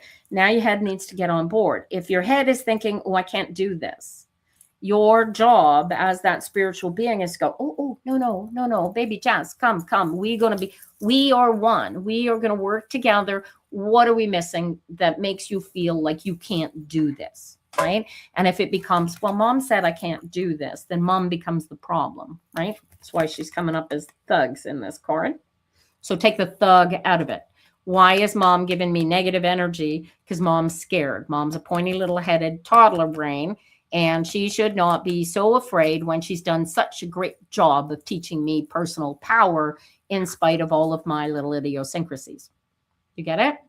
Yes, I get it. So that takes the thuggery out of the anxiety that you're getting, right? Because you know that the only reason she said this is because she's afraid that things will go wrong for you. And they will, by the way, she's right in that things will go wrong for you. But that her greater fear is that you won't come up to the table and bring it. And your task, should you choose to accept it, here's a new pathway for you, right? Because I got a Fool card. Your pathway is to get her on board so that she wants to listen to the music you want to play, not the music she wants to play. Do you get that? Yes. That's the key. And that's where mom comes on board. This is the Queen of Cups. The Queen of Cups is only interested and concerned about what's in her cup. In this particular case, it's you that's in her cup. She wants you to be taken care of. She wants you to not be screwed over by life or human beings, because human beings will screw you over quick as look at you, right? You can't trust them at all. Yeah, so why trust them? Don't trust. I don't know if you saw my video last week. You want to go through life easy and have no anxieties. Don't love anybody. Don't let anybody love you, and you're neutral, and then none of that will be a thing. But we didn't come here to not feel love and anxiety. We came here to feel all of those emotions, right? And so that power becomes in you a case of, all right, what is the solution to this anxiety that I'm feeling over the conversation with mom? Get into alignment. Then the conversation ceases to have any power because you already know all this. Yes, I already know all that. Mm-hmm. And then it's, instead of you being in a situation of being the reprised child, you become the power that watches the reprisal from a distance, but it says and means nothing about you because you're flying high above it. Do you get this? I'm flying high like a bird and being free. Got it. Pick the bird, right? And allow you and your alignment to dictate your footsteps, to dictate which foot is going to hit the floor first, right? And that right out of the gate, look at this. That puts an end to all of the anxiety. I think too here, I'm looking at the pentacles again, the knowledge here, right? Or rather, in this case, it's a lack of knowledge. Once you have that financial plan in place and you can show it to mom, look at the power you become. I come the Hierophant. Yeah. No, this is the King of Wands, actually. Now I see it. Right? This is the master of your domain. And it's not about doing anything or creating anything or changing anything. It's just about being you, all that, a bag of chips all day, every day. Every day. And right. And so at a certain point, you turn around and you go, Mom, why you want to wish bad luck on me? And she'll say, what do you mean? I'm only got your best interest in heart. And I say, Mom, if you have my best interest in heart, you will stay focused on my joy and my happiness, period, because none of the rest of it is any of your damn business. Yes. Right? That's where, and you don't even don't say it to her. Just own those thoughts and be those thoughts. Own my power. She will pick up on it eventually. And maybe a year from now, she might not have picked up on it. Okay. But even if she hasn't at that point, then you go, Mom, look at what I'm doing. Look at where I am. Look at what I have. Please stop putting spiritual roadblocks in my way because you're scared. I'm not scared. I have everything under control. Look, here's everything under control. Get it? Yes. There you go. And that's where your power is going to come from. And then it's just a matter, right? So you're not going to feel the out of sorts, the loss, the anxieties that she's trying to put on you because she doesn't know how to not put those on you, right? They become irrelevant. It's just noise, right? If that guy in your last high school class that for whatever reason was nasty as he was to you, turned around today and saw you living your best life, $20 to donuts, says that he's not living his best life and he's probably still stuck in high school. That's what I was doing the other day. I was thinking about all the guys that I used to like, and I said, they're not living good lives right now. And then I'm like, if they talk to me, I want to throw it back in their face and be like, look it, I'm better than you. Oh, yeah. But, you've got to do it with grace and love, though. Watch this. So I was maybe 27, I was about 10 years out of high school. And I had moved from Vancouver to Montreal, which is where I still am.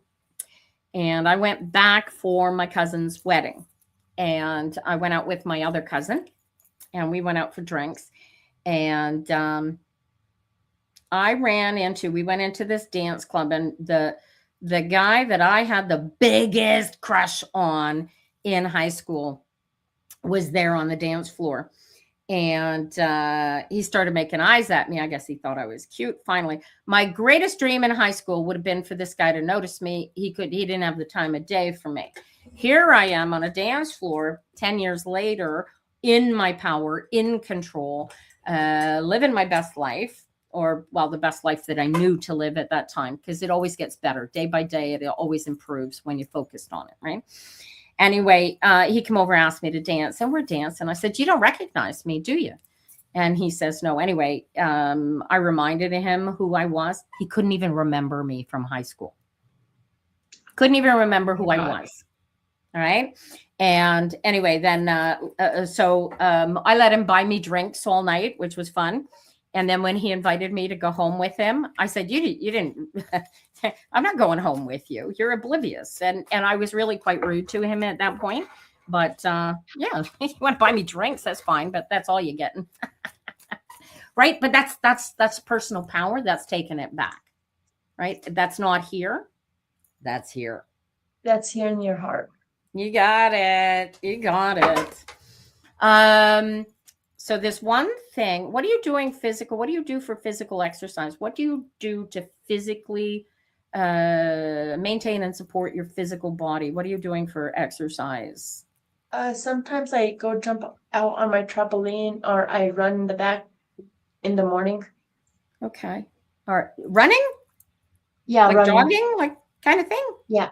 Okay, good. Yeah. All right.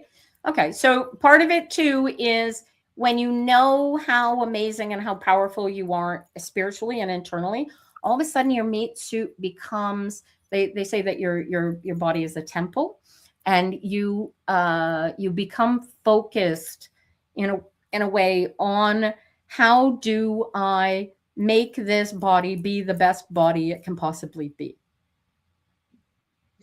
You see that? By taking care of it and being like, am I drinking enough water? Am I having this food? Is it the right food? Yes, all those sorts of things, so that they become a part of you, so that all of you is in alignment, not just the mind and the thoughts, but the physical body, right? You want to be physical. You want to keep your body in shape. It'll live longer. You want to brush and floss your teeth. They'll stay in your mouth longer. You can't eat meat without teeth. You know what I mean? Yes.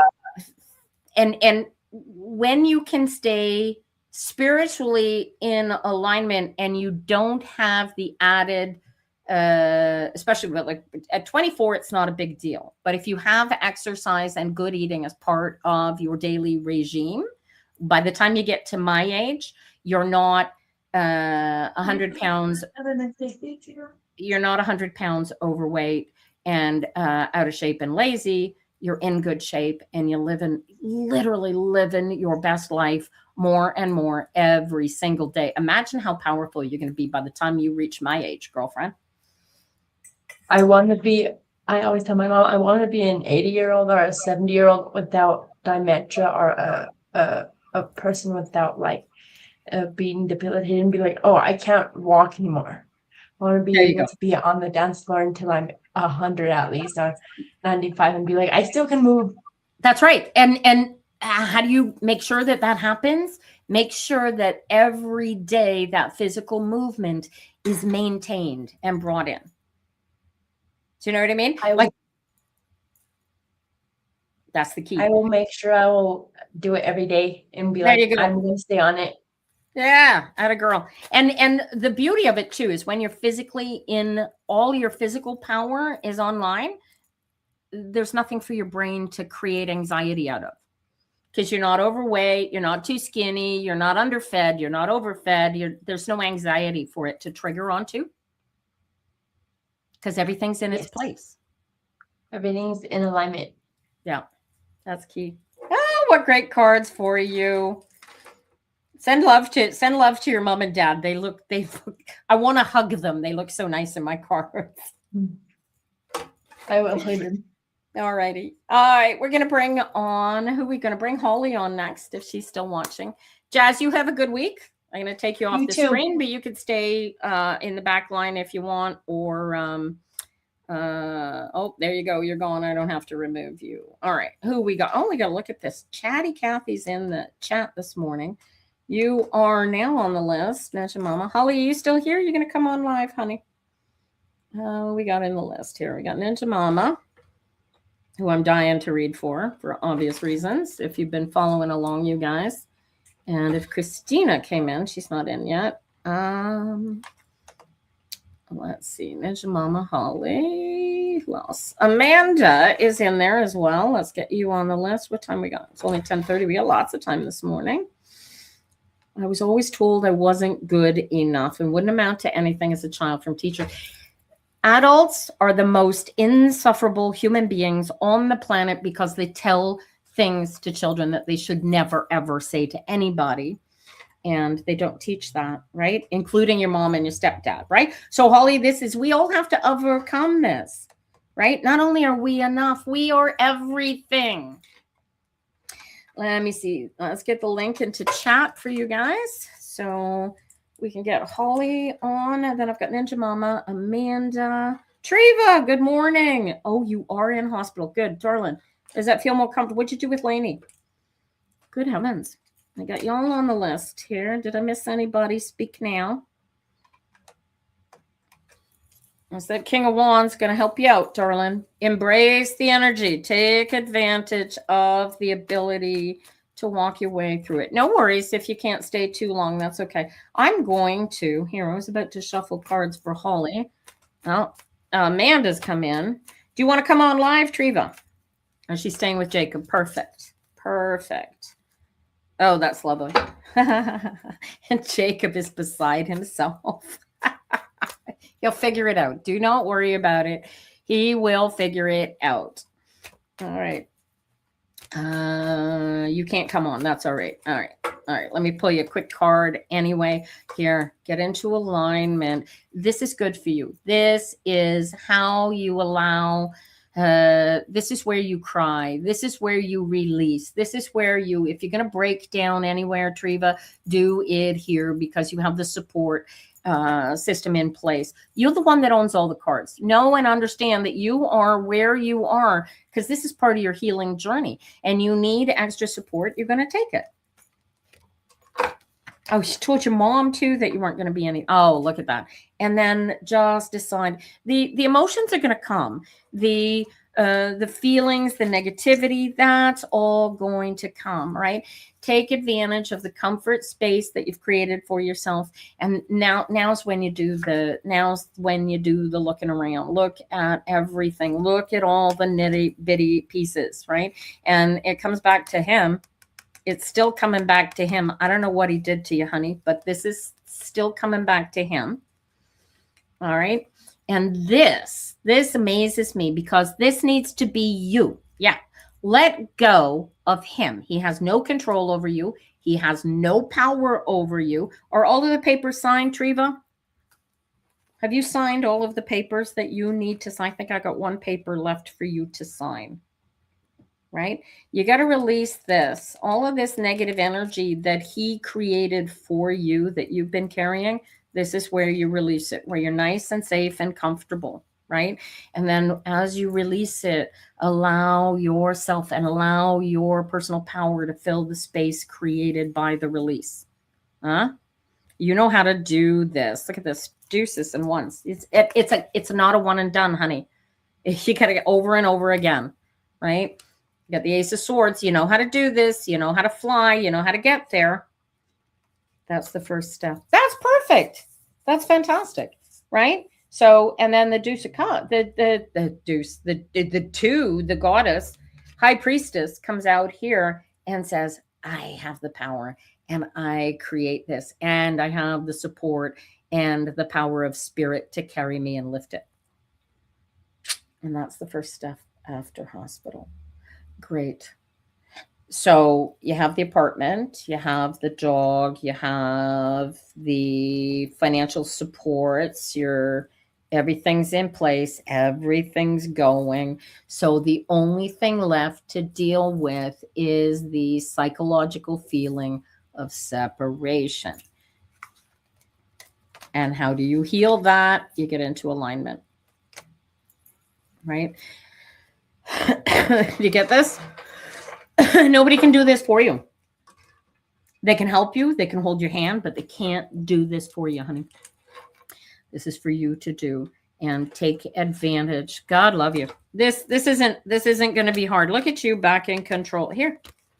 This is I don't know what these papers are to sign. Is this a personal commitment to self? I still think that there's an aspect of papers having to do with this guy that you need to deal with, but get yourself into alignment with where you are and where you're going and the happiness, the joy. Embrace the unicorns and the elves, and look at your freaking birds coming in here. All right. Embrace it all. Allow it. Tears are how the soul cleanses itself. I've said that 100 times. It's okay to cry. Cry all of those tears out. Let them go. Release it. Yes, it's a divorce, babe. It really is. And once you are done, look at this. Once it is over and done with, look at you in alignment, and you know which way is up, because you can't. Once you hit bottom, the only way out is up. You get it? Mind your knittings, woman. Mind your knittings and get the guy into court and get this done. And there's no rush on it. This is about you and your emotions and your space in the world. And you got to be the one to create your own happiness, because ain't nobody going to do it for you.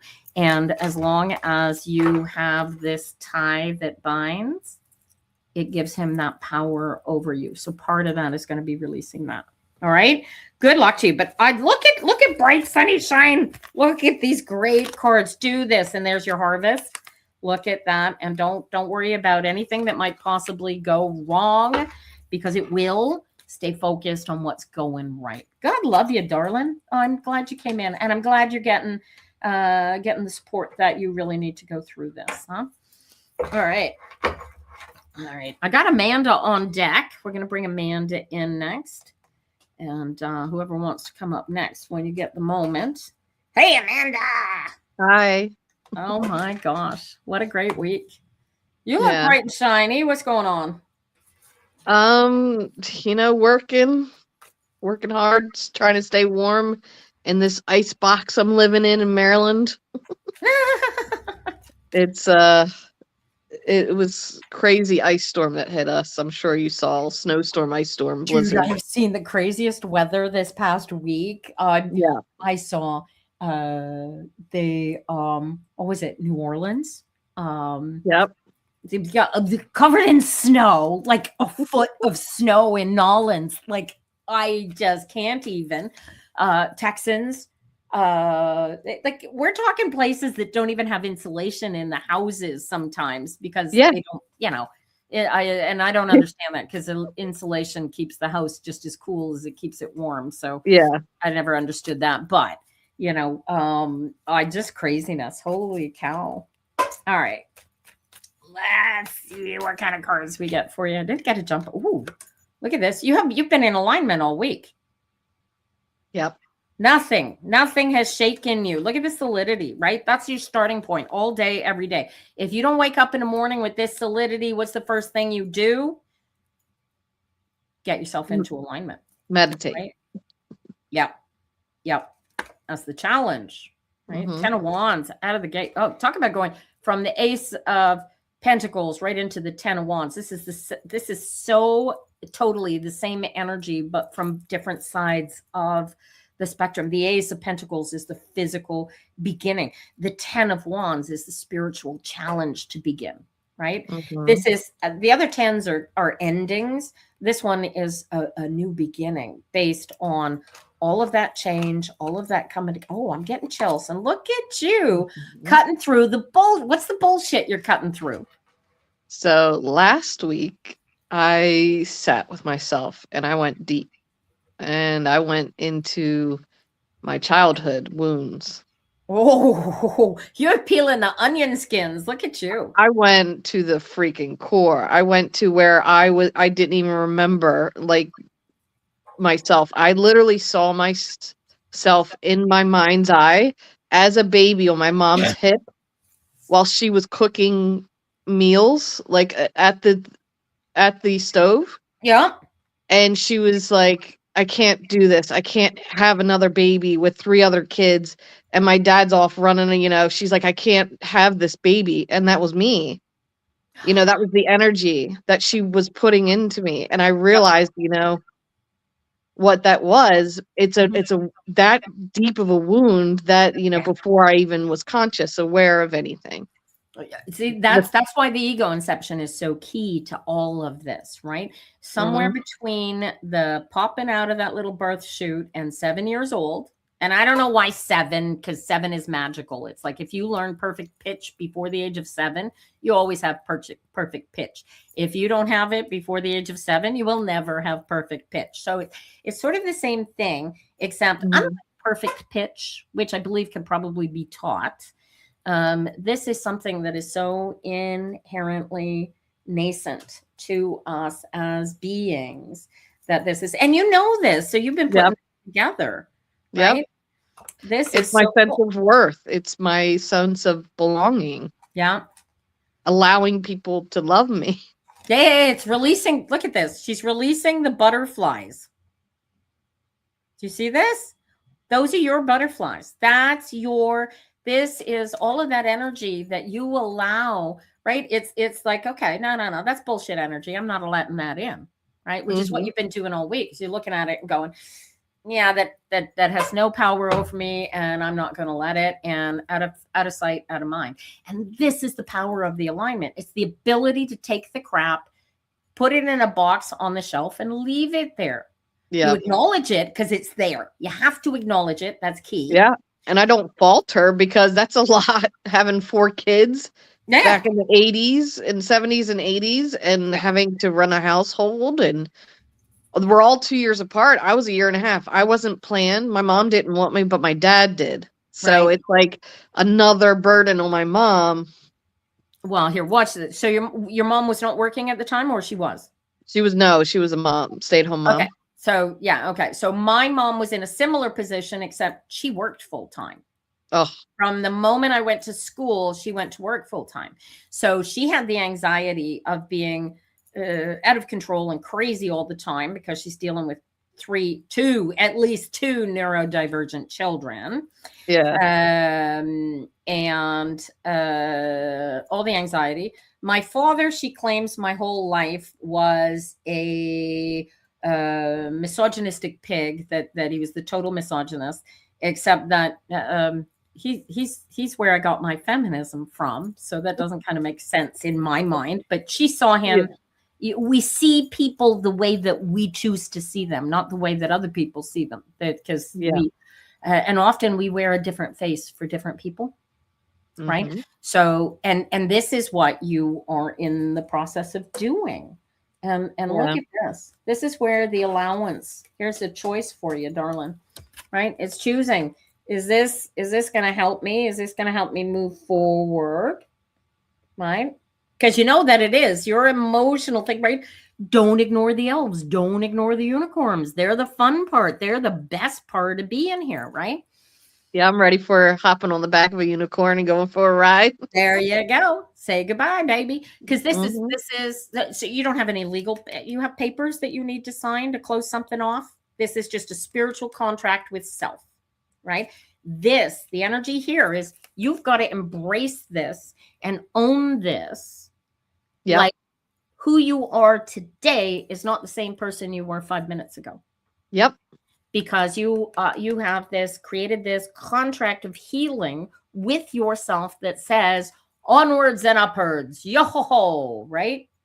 And generational healing, because I believe my mom went through same things because we were watching something together, and this it was reflected back to me. We were watching Queer Eye, and her story was similar to mine, like the deep healing and the whatever. And then she's like, tears are coming out. So I know she went through similar stuff and she's also emotional from it. I'm getting the chills too. So She's still with you? yes, I live Yeah. with her. Oh, Yeah, cool. she's Hi, in her- Mom. She's not here. She's at Oh, work. She oh, well. yeah, still has to work, unfortunately. It is what it is. Yeah. But I Yeah. moved in to help her with the bills and the house and everything. Yeah, I'm getting that energy here, right? Yeah. But stay focused on what's working, what's going for you guys.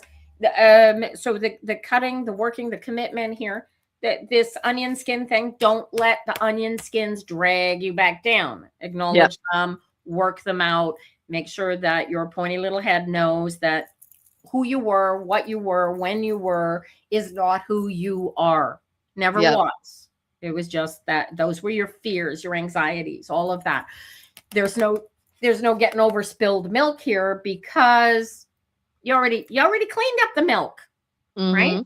So don't let, as you do this, stay in your solidity. Go out. This is you demanding your alignment from yourself. That's the key commitment here. And if even this is the neutral. This is the I'm in a hangman situation. Shit, this is I'm good. I'm comfortable. I'm balanced. You have to be aware that the next shift can knock you out of the tree if you let it, right? And what you've got is this Queen of Pentacles carrying you, judging, so that when that shit hits the fan, it's you. I'm going back to alignment. This is crazy. I don't want anything to do with this insanity. I acknowledge the insanity is there, but I'm going back into alignment. You guys deal with this all by yourselves. Do you get it? That's and you get just somebody's like, how dare you be so selfish, dude? This is about me. This is about my existence, about my life. This isn't about you. This isn't you. You mind your own cups, right? Everybody's reality is their own. It's their own point of view, their own life. Who's this? Who's the boss? I don't know. Here? Jesus. King of Cups. It's about being the emotional, right? It's about picking and choosing what the emotional energy is that you're going to put in your cup, because this isn't anybody else. Everybody, you worry about your own damn cup, people. Whatever you put in your cup, that is what you call to you. That is what you bring to you. So if you're focused on negativity, whatever, right? And do you have an aspect within you that you have to deal with that causes you to like go overboard on certain things? Remember? Yes, the people pleasing, the always prioritizing other people. Like if they reach out to me, I'm quick to respond, and I want to make sure everybody's taken care of. But I know I need to take care of myself. Now you got it right. So this is the energy. This is the choice. This is am I going to care about what's in your cup? I want to help you. I want to heal you. Right. This is you being right. But this is the conversation inside of your head. Oh, I want to help that person. But if you help that person, how's that helping you? Right? It's not helping you. It's helping them. If it helps you, if it heals you, if it makes you feel good, if it's right. But if you're doing it because you don't want to be seen, right? If it's a negative energy behind it, there's your easy decision. Any doubt in your mind, go into alignment. Go into alignment. That becomes the ultimate question. And look at this. And at that point, you have all of it. You have more than enough. You can fill the coffers of anybody and everything that comes into play without regard to what they want and they need, because you're on the outside, on the inside looking out, right? Yeah. Going, oh, how do I want? And the first question becomes, am I in alignment? And if you aren't, get in alignment. If you are, go, everything seems cool. Okay, this is good. This is alignment. Okay. Then why does my meat suit want to focus on this ridiculousness and put it to bed? It doesn't mean anything about you. That's their anxiety. I love turning other people into toddler brains because they all look so cute in diapers. They've got these, some guy on Twitter, some guy on socials, he's doing little cartoons. They're not cartoons, they're little videos. He could be a she, I don't know. They take political speeches from people or conversations between people. So say like Donald Trump and somebody else, and they take the conversation and they put them in little baby body and little toddler bodies, If you have not seen this, you guys go find these toddler bodies videos because they are really well done. They are hilarious. All the little toddlers, the eyes on these kids is absolutely stunning. But that's the energy, right? We want to, if they are creating anxiety for us, our alignment allows us to not take on the anxiety. It's like an emotional wall of personal protection. And that's the forward movement of the Justice card, right? And then we choose our battles, right? And the fun part is the battles get bigger and bigger and bigger every single time there's a new battle. But when you get into alignment, it opens up the new pathways easily and shows you the quickest way to get what it is that you want and what you need. Look at this: virtuous victory and a whole bunch of luck. And luck is how we say you make your own luck. Yep. Right? Miracles are the natural way of things once you figure out the game of There life. you go. And look at you winning the game. Because I've done it before. I've had many lifetimes here. Like, I can just feel it. I know it now. And this is just being able to achieve this, know this, recognize this. And sometimes with the baby thing, it's funny because I spoke to my boss last week on a video call. And she was talking about how her sister just wakes up without coffee and she's like vibrant and blah, blah. And I was going into like, well, that's because she doesn't live with the weight of the world on her shoulders. She doesn't need coffee. She's into alignment. She finds her joy. She fills her cup. And, I was like, if you don't fill your cup, then you need that coffee. You feel weighed down and all that stuff. You're out of alignment. And I could just see her being like her child inner self in her face when I was saying this stuff. And as she was listening, she was like Puss in Boots, the little cat that goes like that, with the big eyes. That's how she was. Like Puss in Boots in the Shrek movie you're talking about. Yes. Oh, he's adorable. So it's like that's what she turned into when I was just saying all this. So that inner child came out. So, and it's happened before with other people when I get off in my little tangents and my little speeches that I do. They said I was a preacher in a past life because I preach, and they're like, "You're a healer." Welcome to my TED Talk. Yes. Right? Okay. Yeah. Thanks for coming to my TED Talk. I love that. Yeah. All right. That's so cool. But I mean, that's the whole point of it. Once you figure out who you are and where you are, none of the rest of it becomes. It all becomes really easy and really comfortable because you're not focused on the hard and complicated shit. Yeah. And with healing that inner child wound, or at least recognizing it last week, there's like a dagger or a pain that was in my chest, like that was deep down, but it's no longer there. Yeah. Like that heaviness that I felt for a very long time is gone. That's great. See, that's great. That's why they say that getting into alignment creates the healing that we want to be and we want to see in the world, right? Yeah, it's everything. Here's the beauty of it. You'll notice that the more you are focused on your completeness and your power, your personal power, the easier it is to translate those energies in your readings. Yep. And that's why I really like reading for other healers. And I got a little project that I'm working on with this. And so far, everybody I've approached on it says, "Ooh, that's a great idea. I want in on it." But there is so much power to this alignment that the vast majority of people who read these cards have no connection to, no comprehension of, because that's not what they're picking up on out of these cards. That's not what they've been listening to. And the funny thing, and you'll love this, use this, right? When I first started, probably about the time that I started reading for Holly. Hi, Holly, who's waiting in the wings to come on. When I first, about that time, Holly, were you there before Melody came out of that? No, she came out before you met me, eh? I was in, they had a tarot group. We call it the Purple Pages because it was a purple background, and it was all professional tarot readers. This is where I met Mary Greer and Rachel Pollack and all my tarot friends that are like, oh, what do you mean they're world famous? I just thought they were people, Anyway, in those connections, I kept seeing all of the other tarot readers talking about their spirit guides. Oh, my spirit guide said this. My spirit guide said that. And I said, well, I don't have a spirit guide. I want a spirit guide. So they said, well, you have to tell the universe that you're open to it, and it'll happen.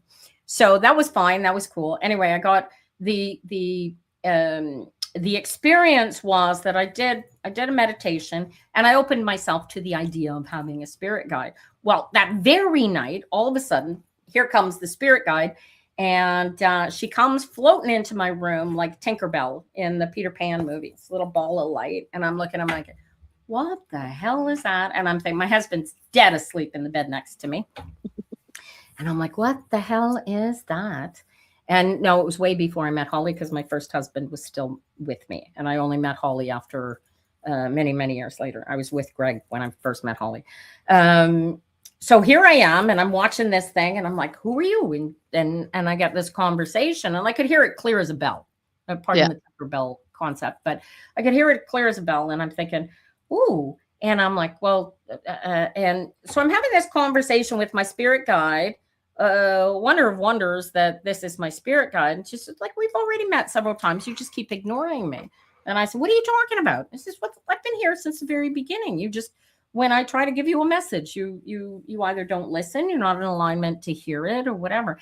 And I said, well, how do I improve this? How do I? She says, stop thinking and start feeling. Okay. So that's my motto there, right? Yep.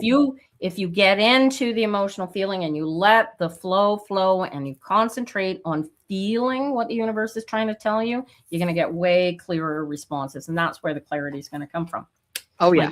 Yeah. And what My I did do gift. last week too, to help me with that, because I'm like, what am I not seeing subconsciously that is there that I need to work on? And I asked myself before I went to sleep, and they showed me in my dreams very vividly. I can imagine. It was one of the most impactful things I've ever felt. Like, it was a dream. My dad was there. Of course, he's in spirit. Yeah. And I had a room with my stuff in it. And it was all boxed up. But we were in the process of like moving or something and renovating a house or something. But I go to check on my stuff, and somebody had thrown it away. It was all gone. And I was like, where is my stuff? Why did somebody not ask me about my... And I was like, I was swinging my arms at anybody, my dad, anybody who I thought threw away my stuff. Yep. And it was because I was the youngest of four, and the association of things gave me love, right? With the feeling of not being worthy and loved, like as a kid, that inner child wounding. It's things I had placed in my life that I had attachments to, because I cleared through. It's not like I can't get rid of them, and it's not like my house is full of stuff, but there are times where I go and if I have something I focus on, I buy a bunch of stuff and to complete like whatever it is. And I know exactly where everything is, like all my crystals. I know like where I bought them, what the names are, where they are, where do they go back, things like that. That's like categorizing, control, right? Yep. That's all meat suit activity. Yep. So the dream showed me that, but I was literally swinging my arms, and I'm not a physical person, but I was so angry that somebody else threw away my stuff without my permission. Yeah. But the alignment goes, but it's just stuff. When you're awake, you can look at it and go, oh, but you see the attachment that we put to things, people, places, and things that we really ought not to do. Yes. Because if we were in alignment, we wouldn't worried about what they're doing. We wouldn't be worried about, we lost that thing. Yeah. You know what I mean? Like, because we're in alignment. right? There's Yep. no worry. And this is the freedom. This is the release that you are experiencing. That is Yep. so cool. Isn't that cool? Like, we are so freaking powerful. We literally are. control our entire reality, and whatever we want, we can ask for it, and we can have it instantly. And the Yeah. more you get into alignment, the more that it easier it is. The more you realize we are the master manifestors. We are the graduating class. Each and every one of us. There is no excuse. Every single one of us can do it. Yeah, exactly. And I said to somebody yesterday, the day before, I said, look, if I can do it, anybody can do it. Mm-hmm. You know, my ability to use these cards to tap into the ether. You might not need cards. You might need crystals. Somebody else might need runes. Somebody else might need, might just be able to tap in cleanly and do it like a spiritual sort of thing. It doesn't matter. That energetic tap exists in every single one of us. And the Right here. This is, so I get it. So there's 3 centers, okay, inside that they call the lower Dantian, the Dantian, and the higher Dantian. And Mhm. what you signaled there is the Dantian. And in order for the physical and the spiritual to be together, there's an element for being there, right? That eliminates the spiritual and eliminates the physical at the same time so that they're not competing, they're not fighting, they're not pulling. So it's in alignment. When you want physical power, though, you have to sink into the lower Dantian, and that's where the power comes from, right? At the physical level. If you need more spiritual, you have to release and go up into the upper Dantian. But over time, you know where you need to put the power, and the power always gets put in balance because you feel your way through it and it works. I love it. That's great. Oh, look at this, the shadow card. I love this card, right? This says Is that like a circus booth? Circus booth? It's a circus, but look at this. Yeah. Right? He's the guy we are here. We want to sell. Hello. There we go. We want to sell our wares to the world, whatever our wares happen to be, and we want to get paid a justifiable price for it. But if we don't open up the shop and put the wares out to be sold, nobody's going to know that it even exists. So how can we sell it, right? Yeah. So a lot of the biggest struggle I've seen, and you'll probably see this in your readings, is the ability to get past seeing and working with the physical person that's sitting in front of us and focus right in on that spirit that's trying to run the boat to the best of its ability without the pointy little toddler head going, no, I'm too scared. Oh no, I'm going to get hurt. Something horrible is going to happen. So that's one of my abilities, is to really see past all of the walls and shadows and things that people put up. And I was like, I see you. You can't fool me. I see exactly who you are. I know exactly who you are. And it's like they feel it. They know it. And I was like, you don't need to do that with me. You don't need to be somebody you're not. Well, here's the Because I fun see you. Careful with that, because what I have discovered is there are, and I always feel when I get somebody sitting in front of me that's that far down that they haven't, just the idea of getting into neutral is forget about it. Right. Yep. I triggered this week. I was listening to an Eckhart Tolle video that had come through my Facebook reels. And for years and years, I said, I love the Course in Miracles energy and the teachings that Eckhart Tolle brings to the universe, but I can't listen to his voice. He bugs me. So I said, yeah, right. Yeah. So I'm sitting there going, okay, well, why does he bug me when he's a spiritual teacher? He's teaching the same things that I'm teaching from his own directional standpoint. Yes. But why does his spirit, my spirit, balk at the sound of his voice, right? It's because he's saying things that my spirit doesn't want to hear. Right? I can take me and shake me, but the second Eckhart Tolle, how dare he take me and shake me is reality, right? So I added him on Facebook. I'm going to force myself to listen to what the man's got to say. And oh, I just noticed 20 minutes later, I noticed that little witchy one came in. Good morning to you, darling. But the where am I going with that? The ability to get neutral is a very different energy when you're way down at the bottom, right? I had Yep. this person that I read for maybe about a year ago. I like to tell Greg, if I read for somebody and I never ever have to read for them again because they get it, bonus, I did my job, right?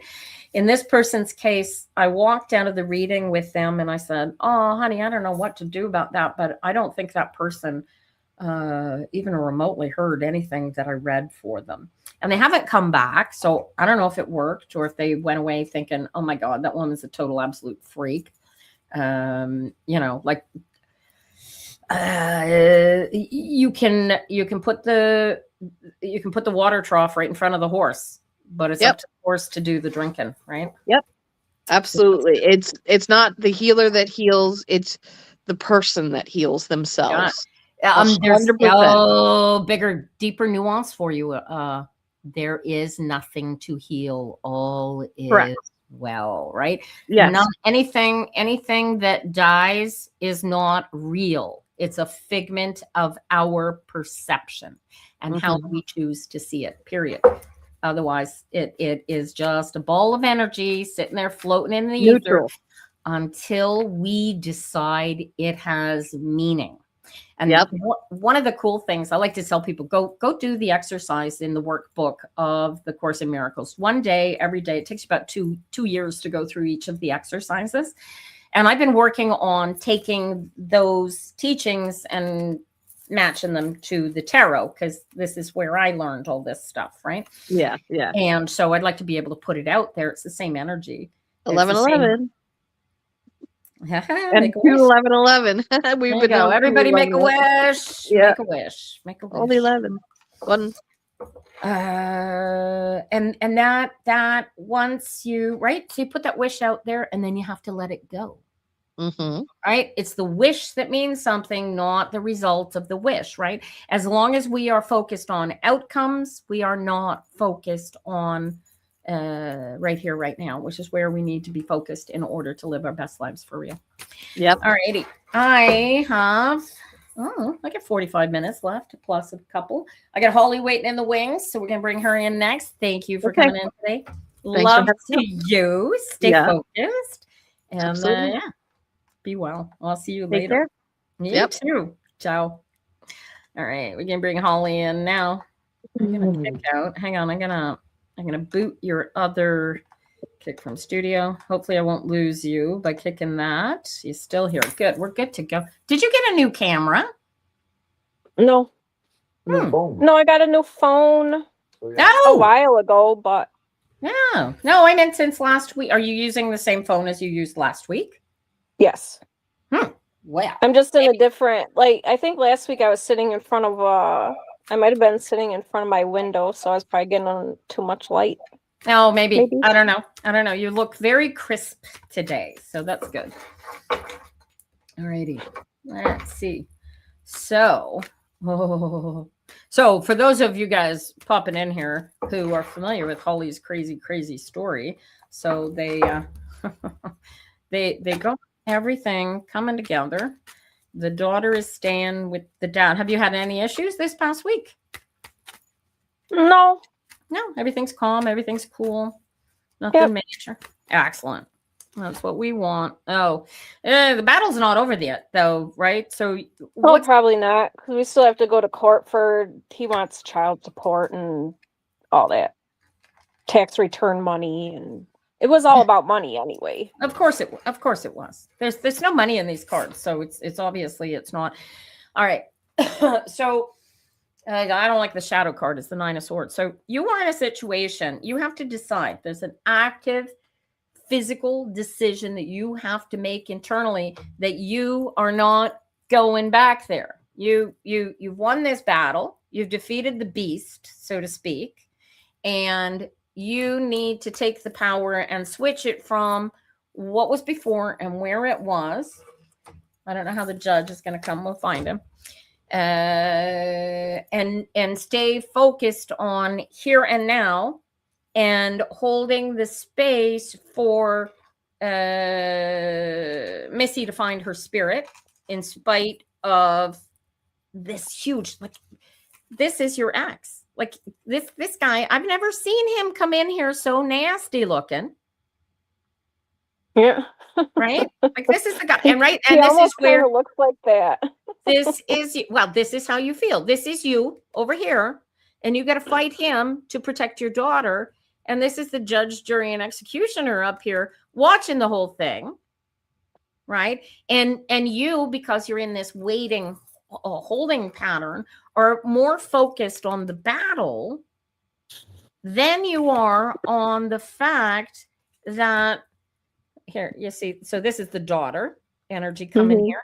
You'll notice that she's got her own sword right there, right at hand, right? She's got all of that power, right? So keep your focus on her picking up her sword, picking up her truth, and picking up her power. And that you'll notice that she becomes the important one, not the rest of it. Do you see how teeny tiny she is in your energy?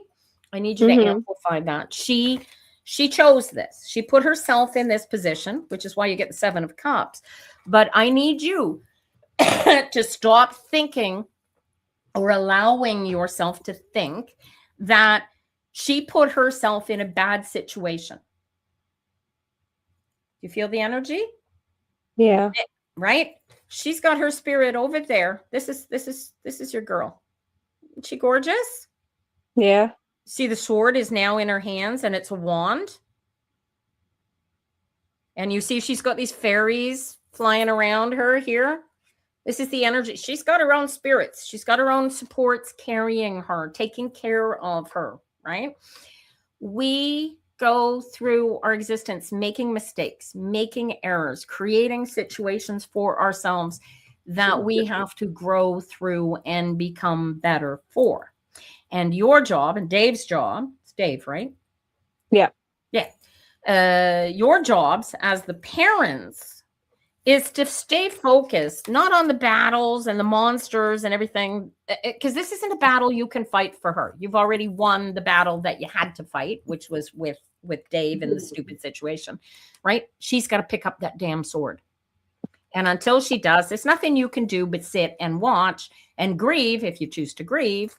Or you can trust that there is a point at which she will pick up that sword. You get it? Do you see this line here? That's a line in the sand, right? And she is now in a position where this line in the sand has been drawn, and she is the one who drew it.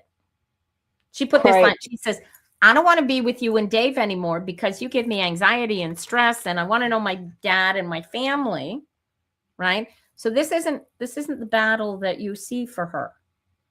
This is way more comfortable than you are imagining it for her. You get that? So there's an element of stop this stinky thinking because you're begging shit to go wrong for her. Catch the nuance? Right. Okay. Praying, worrying about things is praying for shit we don't want to have happen. Yes, she created this battle. Yes, she put you all in this situation, but you've already won that battle, right? Now she has to win it. So this is her battle to win, right? So put it to bed and stop letting it have power over you. Same with Dave. This is, you can create, you can let this be the nightmare that it has been, or you can just hold space for the happiness and the joy to fall into place for her.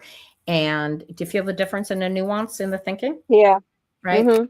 Put more effort and energy into choosing the positive emotions because this is you, Mom. Whatever you put in that cup is what you're creating for her. So if you're creating fear, anxiety, negativity, bad news, a battle, right? This is the energetic thing. Then you're creating more difficult times for her unnecessarily, right? Whereas if you only put pearls and love and support in that cup for her, right? You've got to somehow trick your pointy little head into allowing that, in spite of what you feel about her situation, she really is in a good space for her. This will feel easier. Right. Did you catch it? Same thing with Dave, right? Well, Dave is not trapped in that. So at that point, you stop feeling like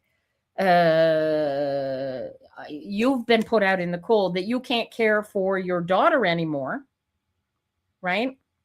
Right. Like this is jumping out at me. So this is the energy that you guys are walking around feeling like, oh man, we've been put out in the cold. Here's your baby girl back here in a block of ice. And these are the guys taking care of her. And they don't have the warmth and whatnot to melt that ice, right? But that's not for you to melt. That's for her to melt. Right? Okay.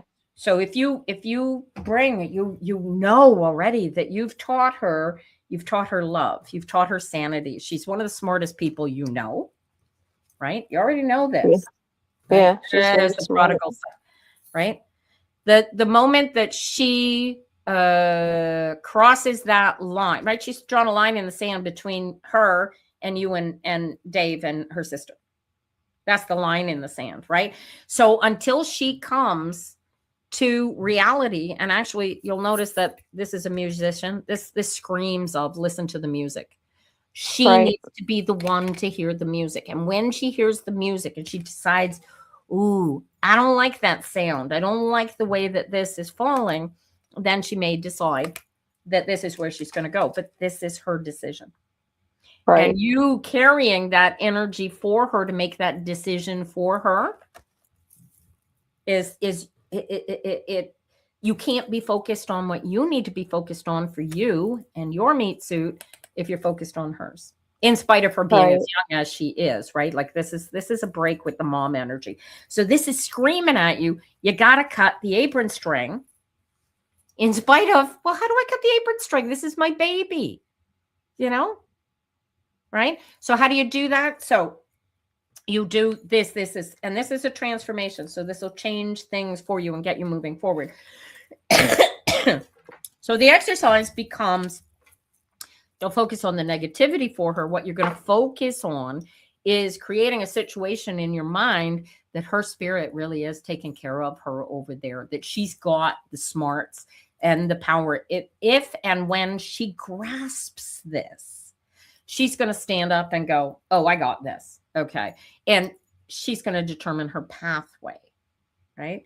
And you have to allow her to choose that, and that'll remove all that anxiety from you. That's the transformation, but that's a practice, right? You've got to get into, it's got to come into all these fours. Look at all these fours. Holy crow. It's the alignment. It's the perfect balance, right? It's the let go and let God energy. You get it? Right. And the second that you allow it, and it's just allowance, right? It's just going, the worst things could really be in her future, but you asking for the universe to give them to her isn't helpful. Do you see that? Right. So Mhm. your greatest fears become her greatest challenge to overcome, rather than her greatest fears being the challenge to overcome, because you've added to that energy. So stop it. And that's an internal thing. You need to convince your pointy little head that in spite of all of the negativity that your pointy little head is seeing for her, that you're afraid of for her, the second you can put that to bed and relax and allow her spirit to carry her and do that, right? Then all of that stuff that you're not, because you don't see what's going on where she is, Right. You are guessing, you are imagining what's going on. How do you know? Watch this. Here's the spiritual energy for you to grasp. How do you know that she's not over there healing and fixing all of the anxieties and she's over there as a healer, as a fixer for the negativity? She's bringing this personal power and joy and love to the world. She's created a better space for your family already. Right. Now the thugs are dealing with the thug energy that was living in your house. So where better to have the thug energy than in her house. So this comes back to the Eckhart Tolle story. Here you are focused on her energy instead of being focused on your energy, right? Your focus should be on your work, your how you're going to do your market stand when the markets open up in the spring, your financial plan, helping Dave figure out what his path is, helping your other daughter figure out what her path is, but based on their paths, of course, right? So your focus needs to be here in this house, not there in that house. And the longer you spend your energy to be over there in that house, the less energy you have for this house. Do you see that? And that's where your freedom becomes, right? And spite seems to be a powerful power for me, but watch this. When you allow that those thugs that you know they're thugs, you've been there, you were there, that's why you're not there anymore. When you allow that those thugs cease to have any power over you, look how much the future opens up bright and shiny, and you're coming out of the darkness, right? And look at this. This is, and it's work. It's a lot of work to do. This is the 3 of coins, right? So you create plans, you imagine which way they're going to go, and then you let them go. The key here is choosing the intellectual correctness, right? So they're over there. They've got the situation that they've created. And Dave is in a situation where he could sue them. Yeah, right. Right? Is that going to heal anybody? Is it going to heal your family, or is it going to cause more harm? And that's really where the decision lies, right? Because what you want is truth and love and light. And if you can give, if Dave can find the power of spiritual self to go, okay, let go, let God, you see, this becomes a spectator sport. And now you're just watching her play a game. You get it? Right. Yeah. So, and then there's the challenge, right? You focus on the love, not on the challenge. Right? So you do the meditation, you bring, and it'll be all much easier once this is over with the judge, by the way. How do you get what you want, what you're wishing for? What you're wishing for is peace and happiness and comfort and truth and reality, right? Yeah. Right. So take the focus off of her anxiety and her negative situation and put it on, well, first of all, we got the first untruth that was taken off the table. So we already won. Pat yourselves on the back for getting through that. Now put your focus on maintaining where your power needs to be. And that power needs to be here. Get it? With your existing family, not with the family that you would like to create, but with the family that you have, right? And then with the family that you'd like to create, that becomes a practice. And how do you practice that? By holding her best spirit and her best honor to heart, right? Regardless of whether it comes to fruition or not, this is where you need to hold her. She is the goddess of her desires and the goddess of her wants and her needs and everything else, regardless of the fact that she's only 13, right?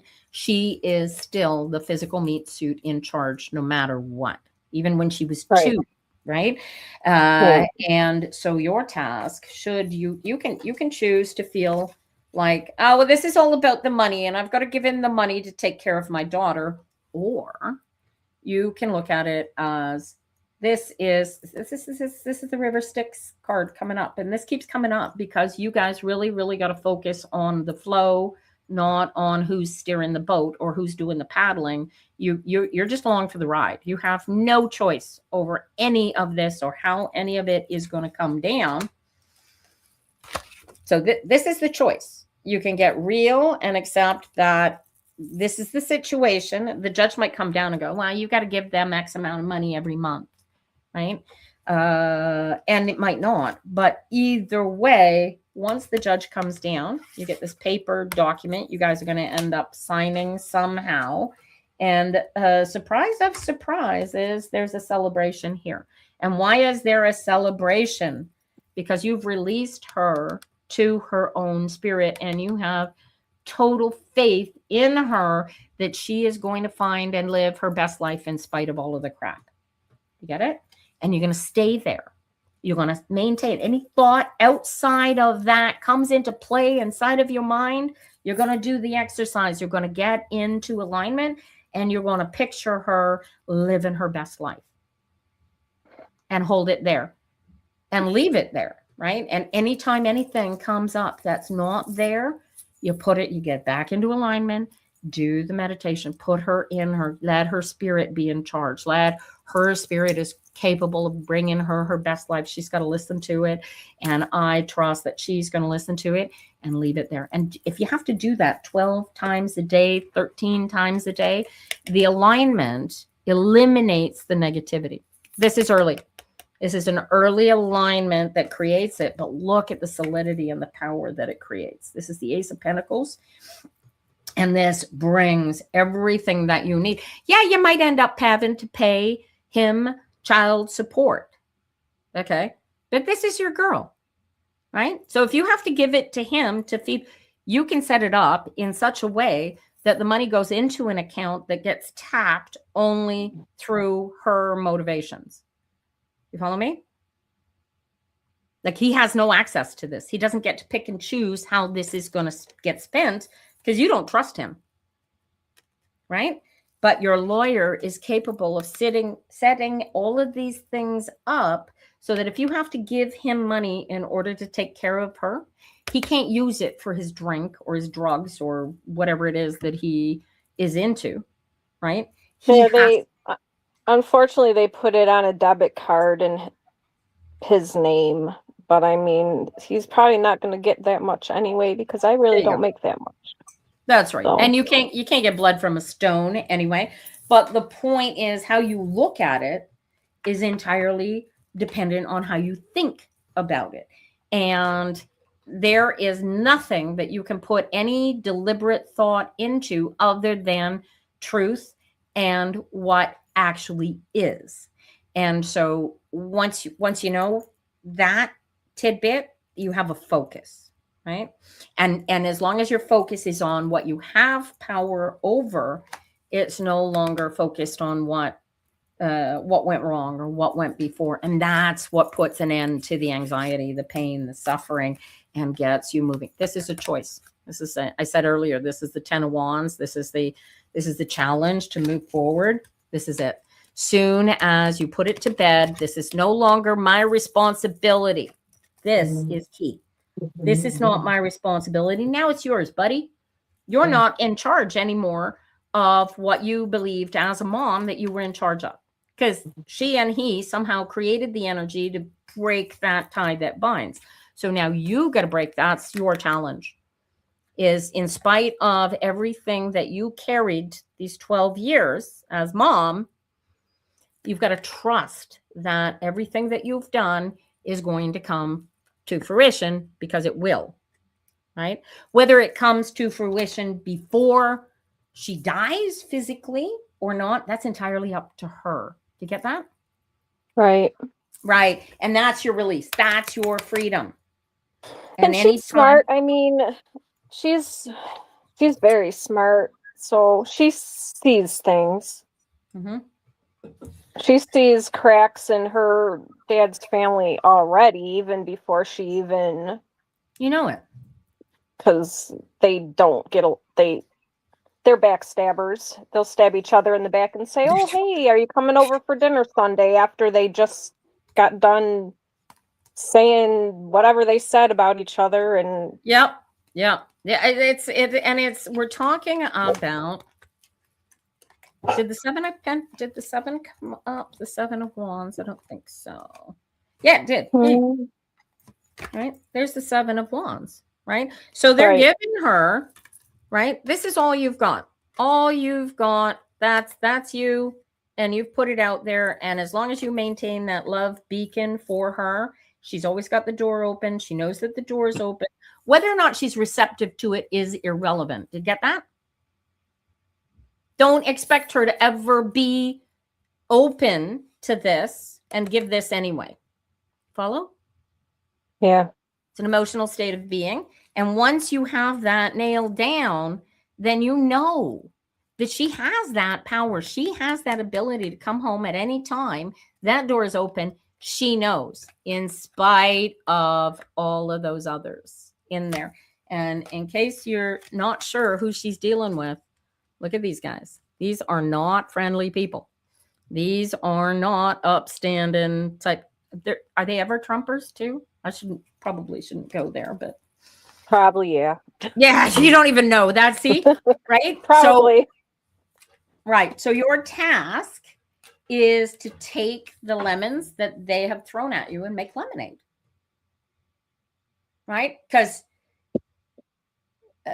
see the golden side of this. The anxiety that you had in your family over the past several years, because she felt like a square peg in a round hole, and you guys felt like you were trying to force the square peg into the round hole, which never works, by the way, because it destroys the peg and ruins the hole.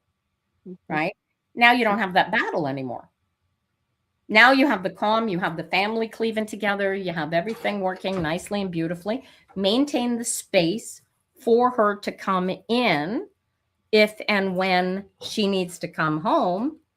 And that's all you can do, but you have to leave it there, right? If you take it back into the darkness at any given point, you got to come back and drag it screaming back into the light, because you have the light. You see the golden side of it. So focus on the golden, not the darkness. Does that make sense? Yeah, and my 16-year-old, she's, she misses her sister, but her sister was like threatening harm against her and everything else. So, that causes wounds for her.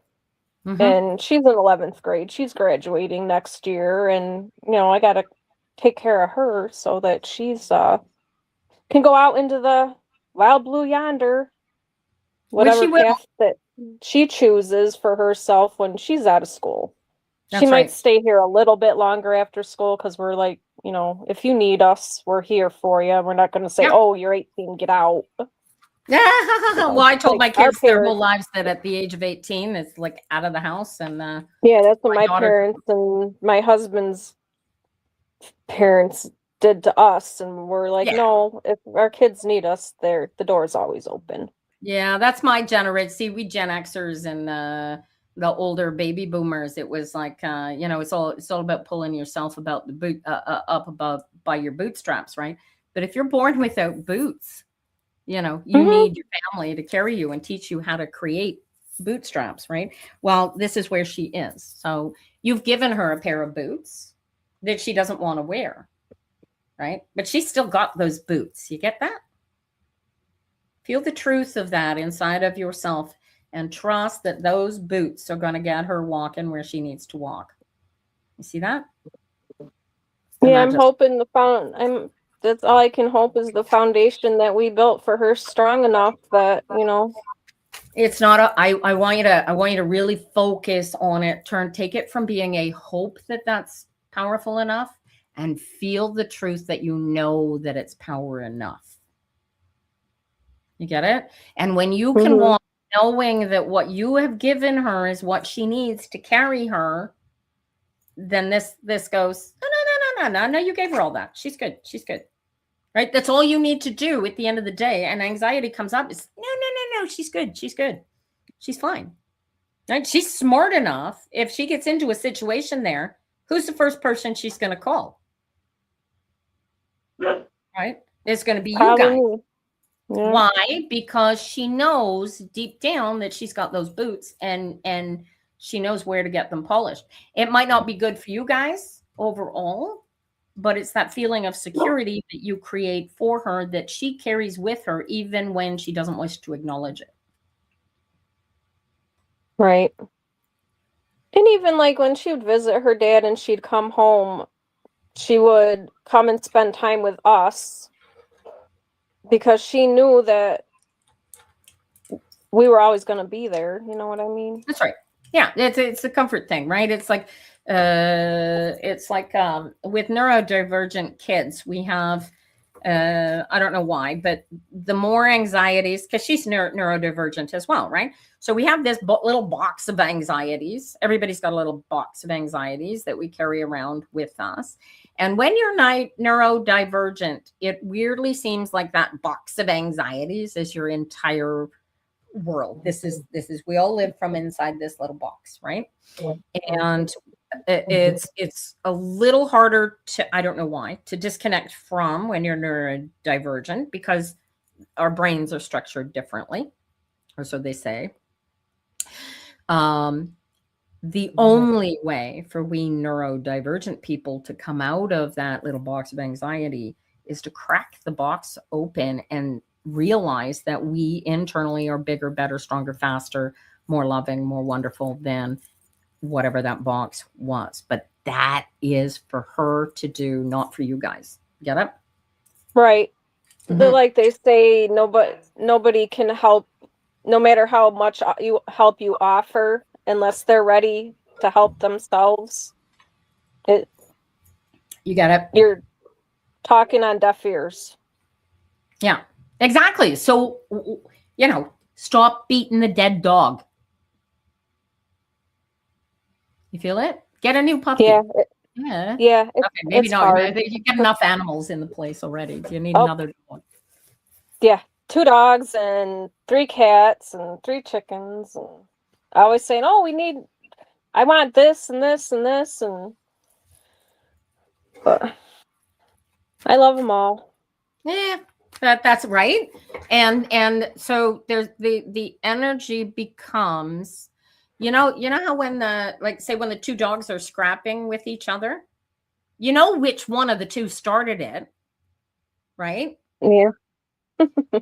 It's the same energy. It's the same between you and your energy dealing with the situation with your daughter. It's the same energy. It's like, why am I creating the negative energy here? Right? It's because you're anxious, because you don't want what's going on. And so you're gonna key on, well, how can I fix this? Well, it's not for you to fix, right? You heard me earlier. I don't know if you were still here when I was reading for Jazz, and I said, you are not what other people think of you, right? You already know she's angry. She's been out of shape, right? So part of her is angry that you didn't get up in front of that judge and fight to keep her. He's like, she didn't even fight for me. She just stood up and said, well, if that's the way it's going to go, let her go, right? So her pointy little head is taking that as negatively as she can possibly take it, because that's how we're programmed by our ego inception. Do you get it? Yeah. In spite of that being she wasn't there, and I'm sure her dad told her, of oh, course. your mom just gave up. She didn't fight for you because she doesn't care, blah, blah, blah, blah, blah, blah, blah, blah, blah. Of course. Yeah. But you know different. But I knew if I fought harder for her to be home, that was going to be the only answer. It wasn't going to work. No. Because that's not, at this point right now, that's not what she wanted. And I think, here, watch this. There's a trick, this nuance as well. It's not what she needed either.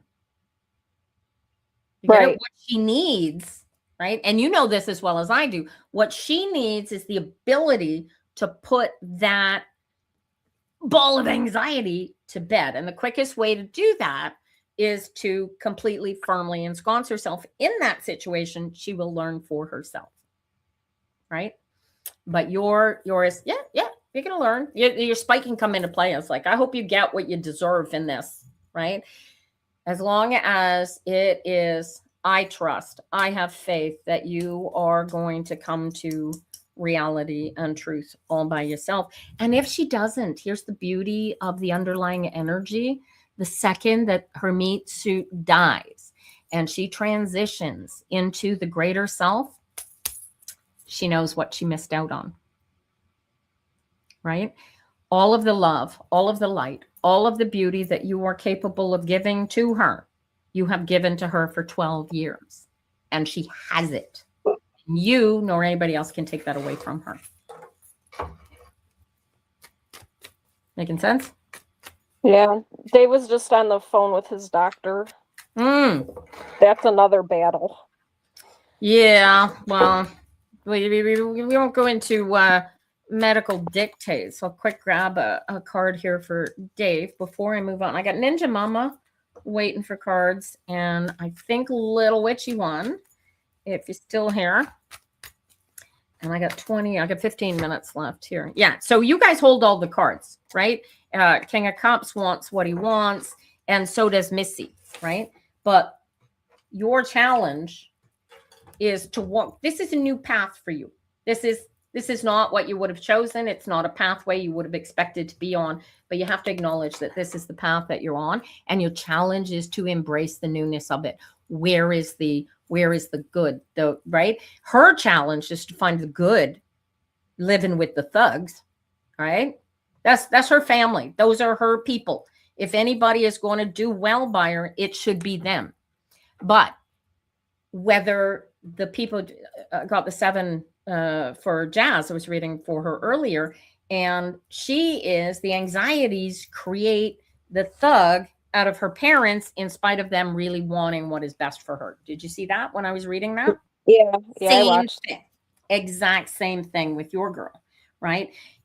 Your challenge is just to stay with the flow and let it be what it is, because you have no control over any of it. It's all on her. And in spite of what your ex might think, he has no control over any of it either. It's still all on her. And so if you want to hold hope for her, you're going to hold space for her. You're going to hold space that she's likes her classes and she has made new friends at the new school, and that she is being fed and cared for and has what she needs to go forward. And then you're going to hold it like that, right? In its perfection, in spite of your fears and anxieties associated with where she is, right? You got to park those at the door and hold her up rather than dragging her down, because the more you focused on them instead of her, and the ability for her to be lifted up out of this situation, right? The more the focus will drag her down if the focus is on the thugs instead of on the light, right? She is literally on the outside looking in spite of the fact that she's in the middle of that, but she has to choose all day, every day. And it's none of your business what that choice is, in spite of you being the mom. Like we give birth and we think, oh, we own these little people. You don't own her. You never owned her. Your job was to feed her and care for her until she could care for herself. This is a little early, yes, but trust that those 12 years that you put into her gave her what she needs, because that's her challenge. That's what she's here for, is to overcome whatever life is going to throw at her. Get it? Yep. Good luck to you. Thank you.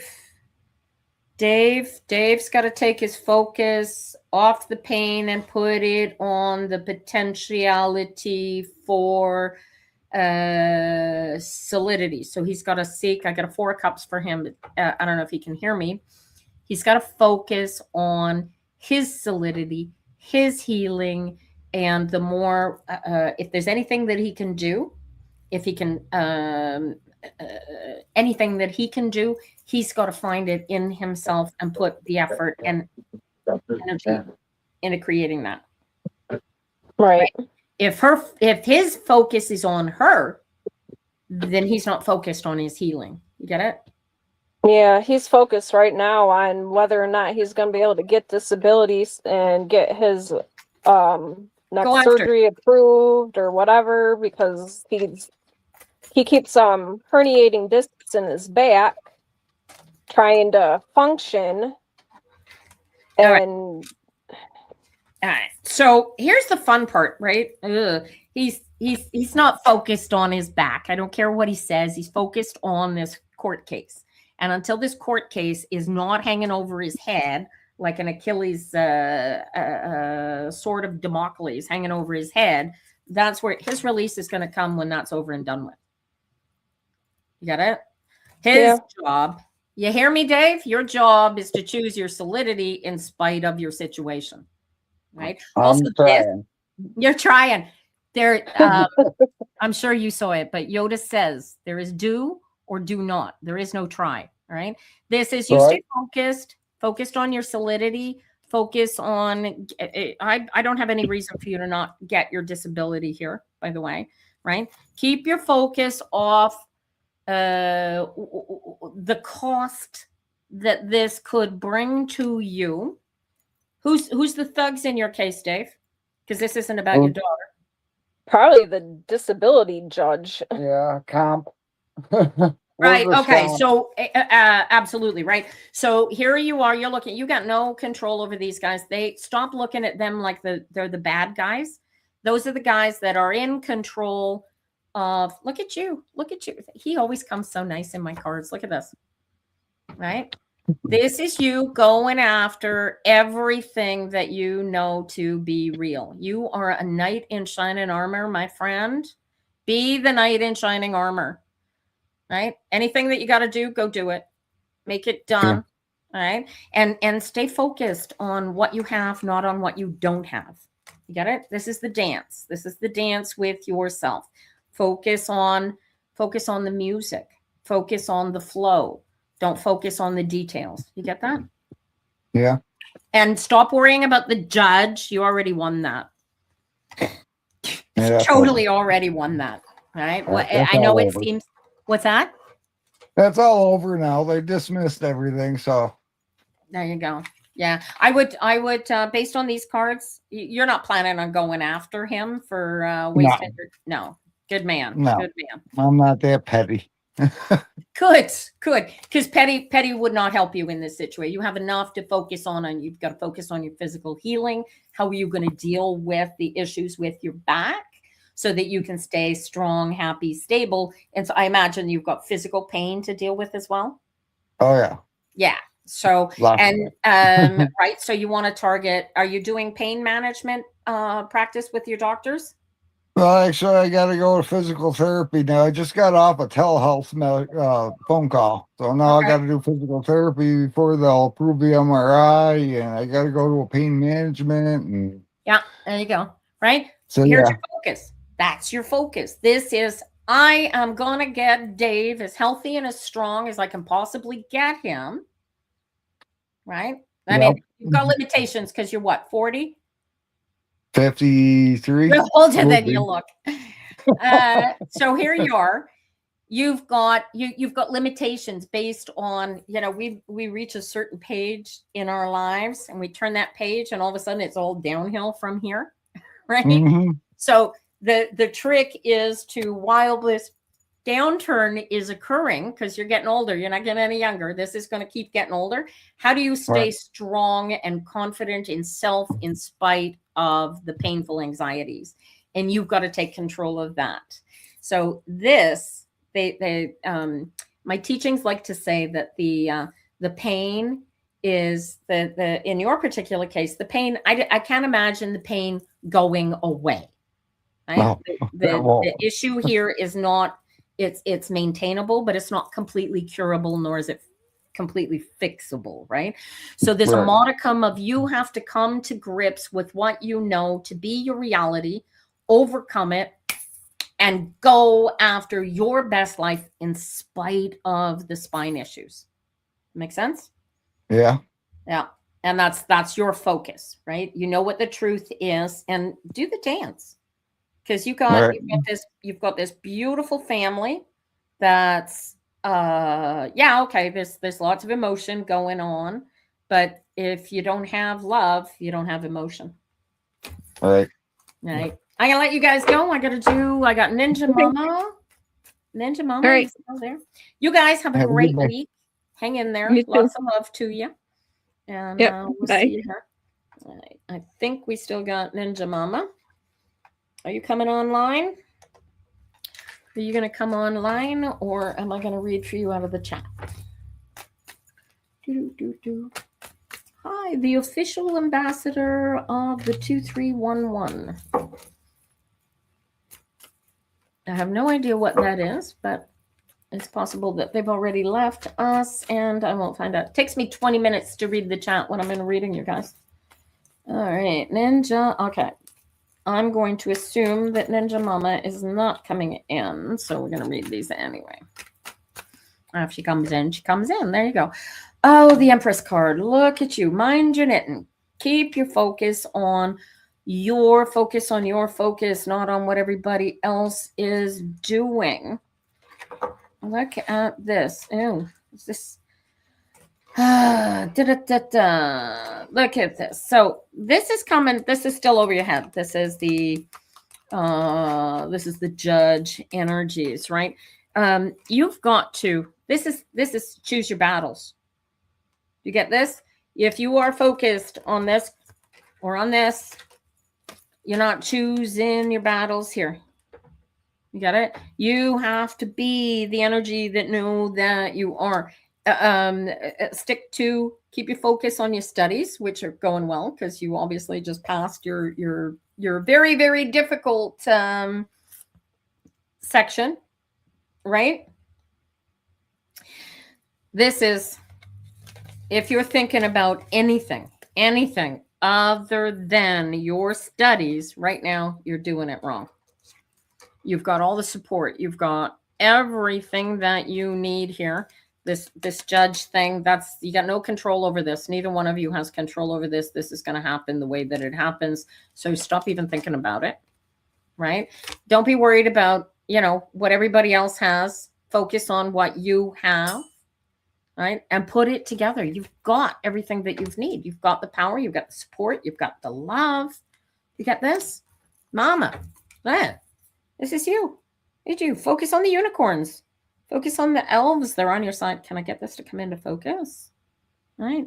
Look at you. Feed the unicorns, darling. Does this make sense to you? This is about, you're gonna go through life putting emotional weight into things. It's like waiting day to day to get up to oh, you haven't been accepted yet. Oh, you made the application? You may have a decision that you have to make. How many courses do you have left? Creativity. Look at this. So you got to go after this like a dog after a bone, right? This is your future. This is, that these courses that you are doing are what you need to be doing. You were born to go after this. So you need to be able to stay focused on it. You've got the supports behind you to do this.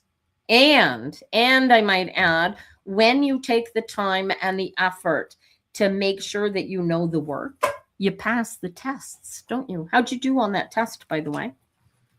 Were you able to relegate it to a grade 5? Look at you. This is great. This is a celebration. Everything coming together. This is you. Is this a master's courses that you're working on? This is the element of presenting to the world exactly what you need to present in order to get what you're going. And frankly, stay out of the past, because whatever went before. Yeah. Okay. See, so, here's the fun part, right? This is, you're worried about there being a permanent record. This is fixable. This is erasable. Should that come put onto paper, this is a decision that you got to make. You got to stay focused on where you're going and what you need to do. And if this means fighting the system to get something erased, then that's what the fight is. But I don't think that this is knowledge. This is intellectual pursuits. This is not, this isn't fighting a Goliath. This is really choosing where you want to go. And look at this. I get the Knight of Cups comes in here. This is really the energy of take what you've got and forget what isn't serving you. Anything that you had before that isn't serving you, forget about it. Stay focused on your focus is so key here, right? And this is your forward movement. This is grad putting you in a whole new situation. Also, there's the judge coming in, right? As soon as that's there, it's over. But we already know it's over. The devil's in the details. You know that this isn't going to come down negatively. This is going to be so easily put to bed. It's all over already, but the crying. You get this? You got to choose how you want to feel about it, because you are all that in a bag of chips. Look at this King of Wands coming up here for you. Oh my, look at you. Oh, this is, look at, I realize you probably don't see this as a dude in a cap and gown, but I'm seeing graduation all over this card. You just got to keep your focus on this. Make sense? Entirety into MS. I need one more science course, then applied to a CCA course. I don't know what CCA is, but this is, just stay focused on your studies and you're going to make it. Make some money. Well, you've got markets opening up soon. You've got all kinds of opportunities to make money. You have time on your hands. There's got to be stuff that you are capable of doing that is not going to take away from your studies. I haven't read for what's her name in a while, but it's the same energy, right? Is there a possibility that you could get a part-time job working with some of the professors that you are on the courses and whatnot with? Take a look there. But I would, this is your focus needs to be around where you're going and what you are creating, not where you've come from. That makes sense?